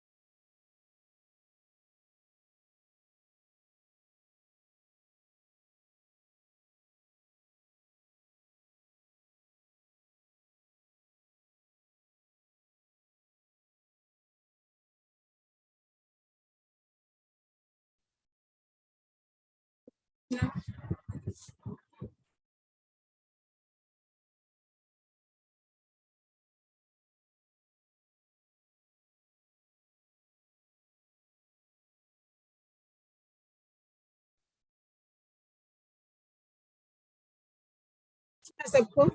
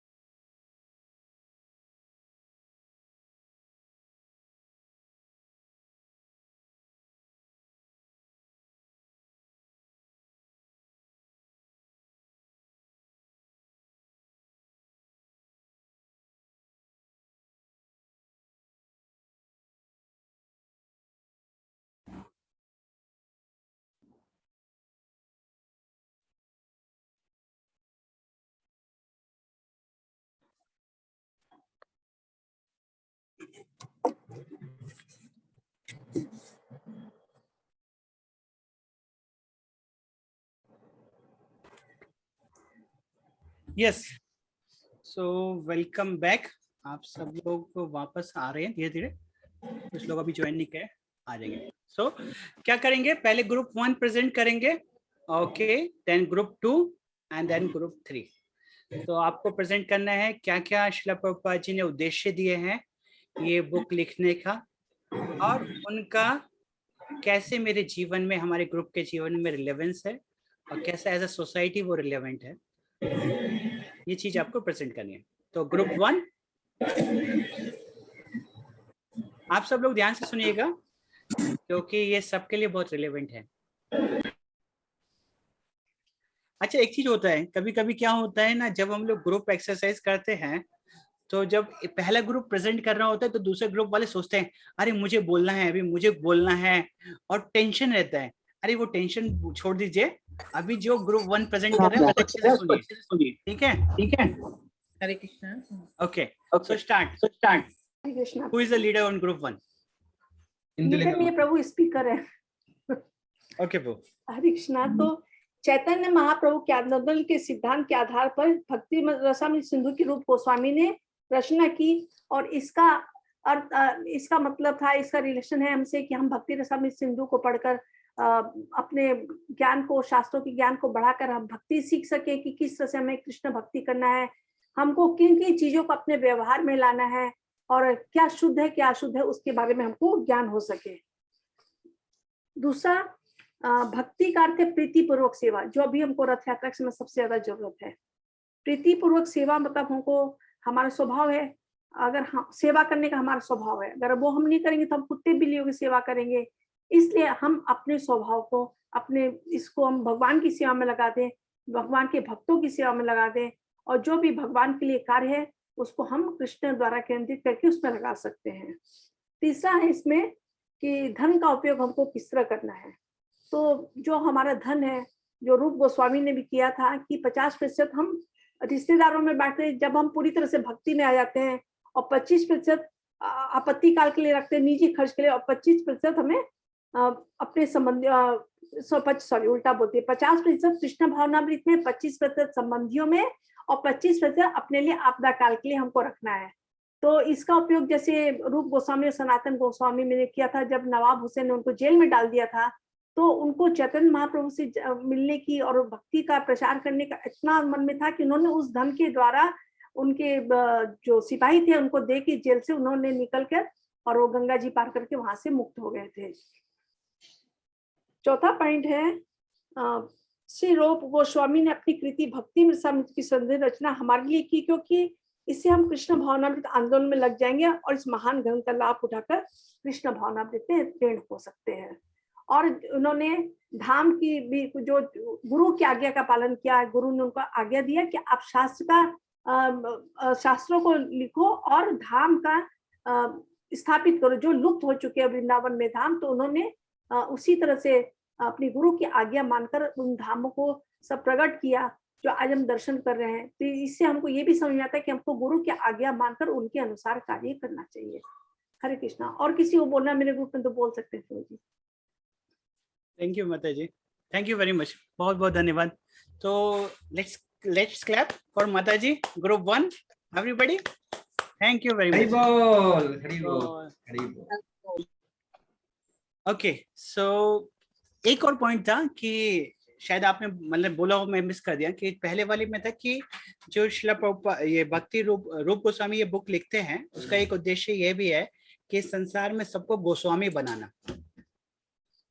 जो उन्होंने ये बुक लिखा जिससे कि इस संसार में वो सबको गोस्वामी बना सके। फर्स्ट पॉइंट प्रभु बोला था ये वाला। अच्छा, फर्स्ट पॉइंट बोला था, वो मैं सुन नहीं पाया था। ठीक है, थैंक यू माता जी, Hare Krishna, thank you very much. Okay, group 2। Hare Krishna Prabhu ji, धन्यवाद, प्रणाम। धन्यवाद, प्रणाम माता जी। हाँ प्रभु जी, मैं कोशिश कर रही हूँ बोलने का। यस माता जी, बोलिए। प्रभु जी, यहाँ मैंने 3 पॉइंट्स निकाले हैं। एक है कर्म से लेकर, एक सेवा और एक प्रेम। तो फर्स्ट पॉइंट कर्म से लेकर है कि हम लोग कोई ना कोई तो कर्म करेंगे। भक्ति रस के जीवन में के अंत के साथ ही जीवन समाप्त होता है।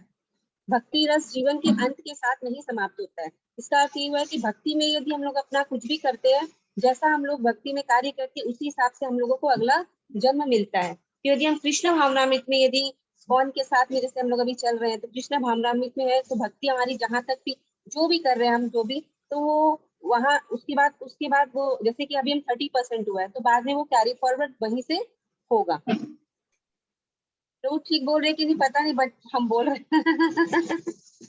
हाँ, नेक्स्ट है प्रभु सेवा। तो हमें किसी न किसी की तो सेवा करनी है, तो या परिवार की, या घर, या समाज की, या परोपकार, कुछ भी तो हम लोग करेंगे। तो यदि हम लोग कृष्ण भावनामृत में जुड़े हैं, तो हम लोग कृष्ण की सेवा में लगे हुए हैं, हम अपनी इंद्रियों की कृष्ण की सेवा में लगाते हैं। ये सेवा को लेके ये पॉइंट्स हुआ।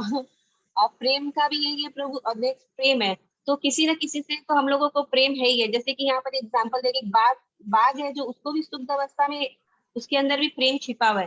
तो हम तो मनुष्य है, तो हमें अपना प्रेम भगवान के प्रति केंद्रित करना चाहिए। यस।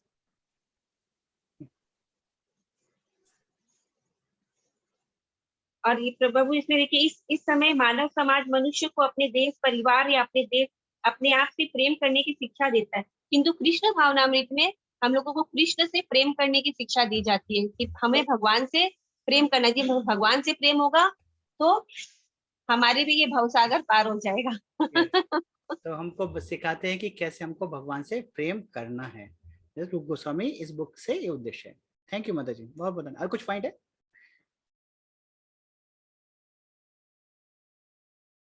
Okay, so group 3। आवाज नहीं आ रही है प्रभु जी। ओह, आवाज नहीं आ रही ना अभी आ रही? कृष्ण भावनामृत में देने से प्रभु इसमें एक पॉइंट और ये दिया था कि हम लोग चिंता मुक्त जीवन व्यक्त कर सकते हैं, क्योंकि हम लोगों को चिंता करने का समय ही नहीं मिलता है। Thank you. यस, ग्रुप 3 कोशिश करिए कि अपने जीवन से इंडिविजुअल और सोसाइटी के लिए भी बोलिएगा। ठीक है माता जी? हरे कृष्णा। आप बोल रहे हो प्रभुलता माता जी? हाँ मैं बोलूं, तुम बोलो। अच्छा, प्रभु जी, जैसे यहाँ पर बताया गया है कि हम कृष्ण के अंश हैं, तो हमारा जो नेचर है वो होता है, हमारा स्वभाव में है कि हमको प्रेम करना है।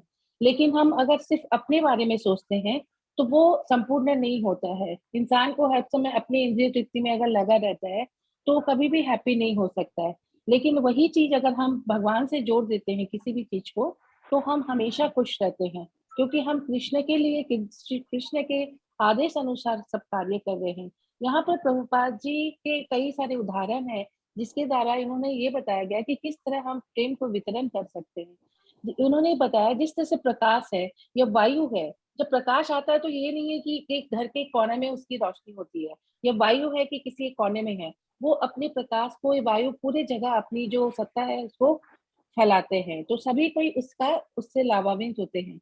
उसी तरह से गाछ के, जैसे वृक्ष की जड़ में अगर हम पानी देते हैं तो वो पूरे वृक्ष के एक एक पत्ते तक में वो पानी पहुंच जाता है, और वो पूरे गाछ को उससे ऊर्जा मिलती है।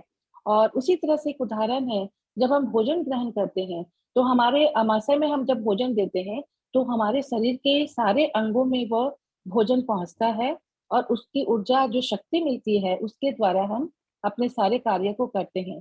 तो इसी तरह हमारे अंदर में जो प्रेम है, उस प्रेम को हमको सबके अंदर वितरण करना चाहिए, जिससे हमारा समाज, हमारा गृहस्थी, सबके अंदर अगर वो प्रेम रहेगा तो हम एकत्व होके समाज में जो भी कार्य होता है, सब उन्नति होती है, उसको हम कर सकते हैं।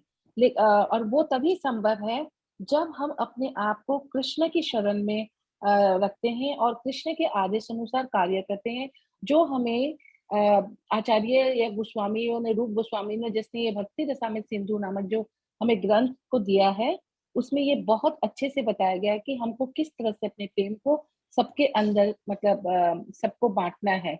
तो हमें इससे सीखना चाहिए कि हमको सबसे प्रेम करना है और सिर्फ अपने बारे में नहीं सोचना है, और तभी हम जीवन में सब कुछ पा सकते हैं। क्योंकि अपनी इच्छा जो होती है, अपनी जो इंद्रिय होती है, वो बहुत क्षणिक होती है। अब वो एक के बाद एक, जैसे एक इच्छा पूरी होती है, हम दूसरी इच्छा में लगते हैं, फिर तीसरी इच्छा में, तो उसका कोई अंत नहीं है। लेकिन हम अगर कृष्ण के लिए करते हैं तो हमारी हमेशा हमारी इच्छा कभी, मतलब खत्म ही नहीं होगी।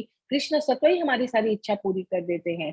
और इस्कॉन का इसमें बहुत बड़ा एक हाथ है, हमारे ये जो ग्रंथ है, उन ग्रंथों को हम तक पहुंचाने के लिए जो हमारी ये संस्था है इस्कॉन, ये इसका बहुत बड़ा मतलब उनका एक क्या बोलते हैं कि हमारे ऊपर में उपकार है, जिसके द्वारा हम ये पढ़ सक रहे हैं। और जो आचार्य लोग हैं, उन सबका बहुत हम सब उनके ऊपर बहुत आभारी है, जिन्होंने इतने सरल ढंग से हमको कैसे भगवान की भक्ति करनी चाहिए उसके बारे में हमें शिक्षा देते हैं।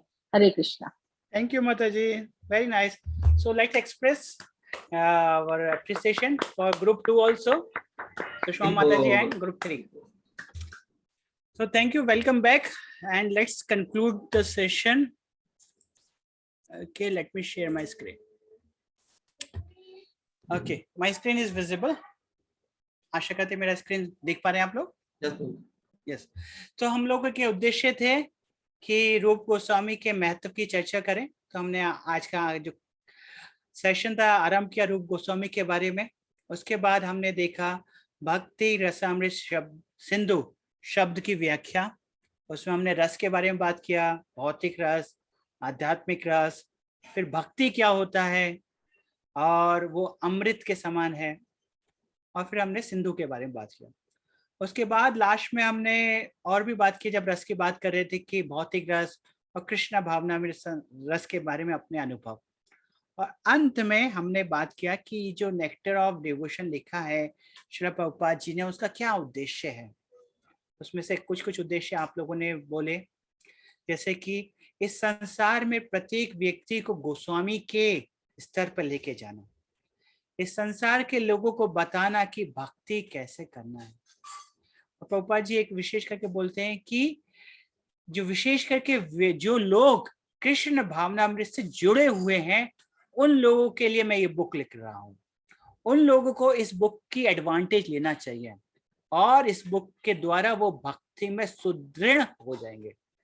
तो अगर यदि आप लोग अपनी भक्ति में और ज्यादा दृढ़ता चाहते हैं, और ज्यादा विश्वास चाहते हैं, और यदि आप गोस्वामी के स्तर पर जाना चाहते हैं और आप जानना चाहते हैं कैसे हम लोग भगवान की सेवा कर सके ऑथराइज वे में, तो हम लोग इस नेक्टर ऑफ डिवोशन को और अधिक आनंद से लेंगे। तो ये कोट है श्रील प्रभुपाद जी का। अंत में इस कोट को पढ़ के हम लोग आज का सेशन यहीं पे समाप्त करेंगे। कोई पढ़ सकते हैं इस कोट को? प्रभु जी मैं पढ़ूं? यस माता जी पढ़िए। The author of Bhakti Rasamrita Sindhu, Sri Goswami, very humbly submits that he is just trying to spread Krishna consciousness all over the world. Although he humbly thinks himself unfit for this work, NOD yes, NOD के introduction में जो हम लोग next session में देखेंगे, उसमें रूप गोस्वामी ये बोलते हैं कि मैं बहुत ही हम्बल, वो अपने आप को अनफिट मानते हैं और उनकी इच्छा है कि इस पूरे संसार में कृष्ण भावनामृत का प्रचार हो सके। तो इसी के साथ आज का सेशन यहीं पे समाप्त करते हैं। आप सब लोगों के लिए बहुत बहुत धन्यवाद। अनेक त्रुटियां की मैंने, लेकिन फिर भी आप लोगों ने मुझे सहन किया 2 घंटे के लिए और मुझे मौका दिया कि मैं भगवान की सेवा में 2 घंटे के लिए लगा रहा हूँ। तो आप लोगों का बहुत बहुत धन्यवाद। कुछ गलती हुई तो क्षमा करिए। प्रभु जी सादर हरे कृष्णा प्रभु सादर प्रणाम। हरे कृष्णा प्रभु जी सादर प्रणाम। प्रभु जी दंडवत प्रणाम। प्रणाम प्रभु जी, बहुत हरे अच्छा कृष्णा क्लास हो प्रभु रहा जी है। दंडवत ये प्रणाम। मत सोचिए कि कोई त्रुटि हो रही है, हम लोग का परम सौभाग्य कि आपका संग मिल रहा है। हरे कृष्ण। तो हम लोग अपने ग्रुप को एक्टिव रखेंगे और हम लोग कुछ और एक्सरसाइज देंगे ग्रुप में, तो आप लोग एक्सरसाइज करिएगा और जितना आप एक्टिव ग्रुप को एक्टिव रखेंगे उतना ही आप लोग इस नेक्टर ऑफ डिवोशन को एंजॉय करेंगे। इसको वीकली एक्टिविटी मत बनाइए कि हफ्ते में 1 दिन आ गए, हम लोग सुना और फिर वैसे हो गया। जितना हम लोग इसको एक्टिव रखेंगे वीकली, हम लोग को जितना मेडिटेशन रहेगा उतना ही आप इसको एंजॉय कर पाएंगे। ठीक है, तो मैं कुछ क्वेश्चंस भेजूंगा ग्रुप में, आप लोग उसका उत्तर देने की कोशिश करिएगा। ठीक है, हरि बोल। हरे कृष्णा। हरे कृष्णा, धन्यवाद।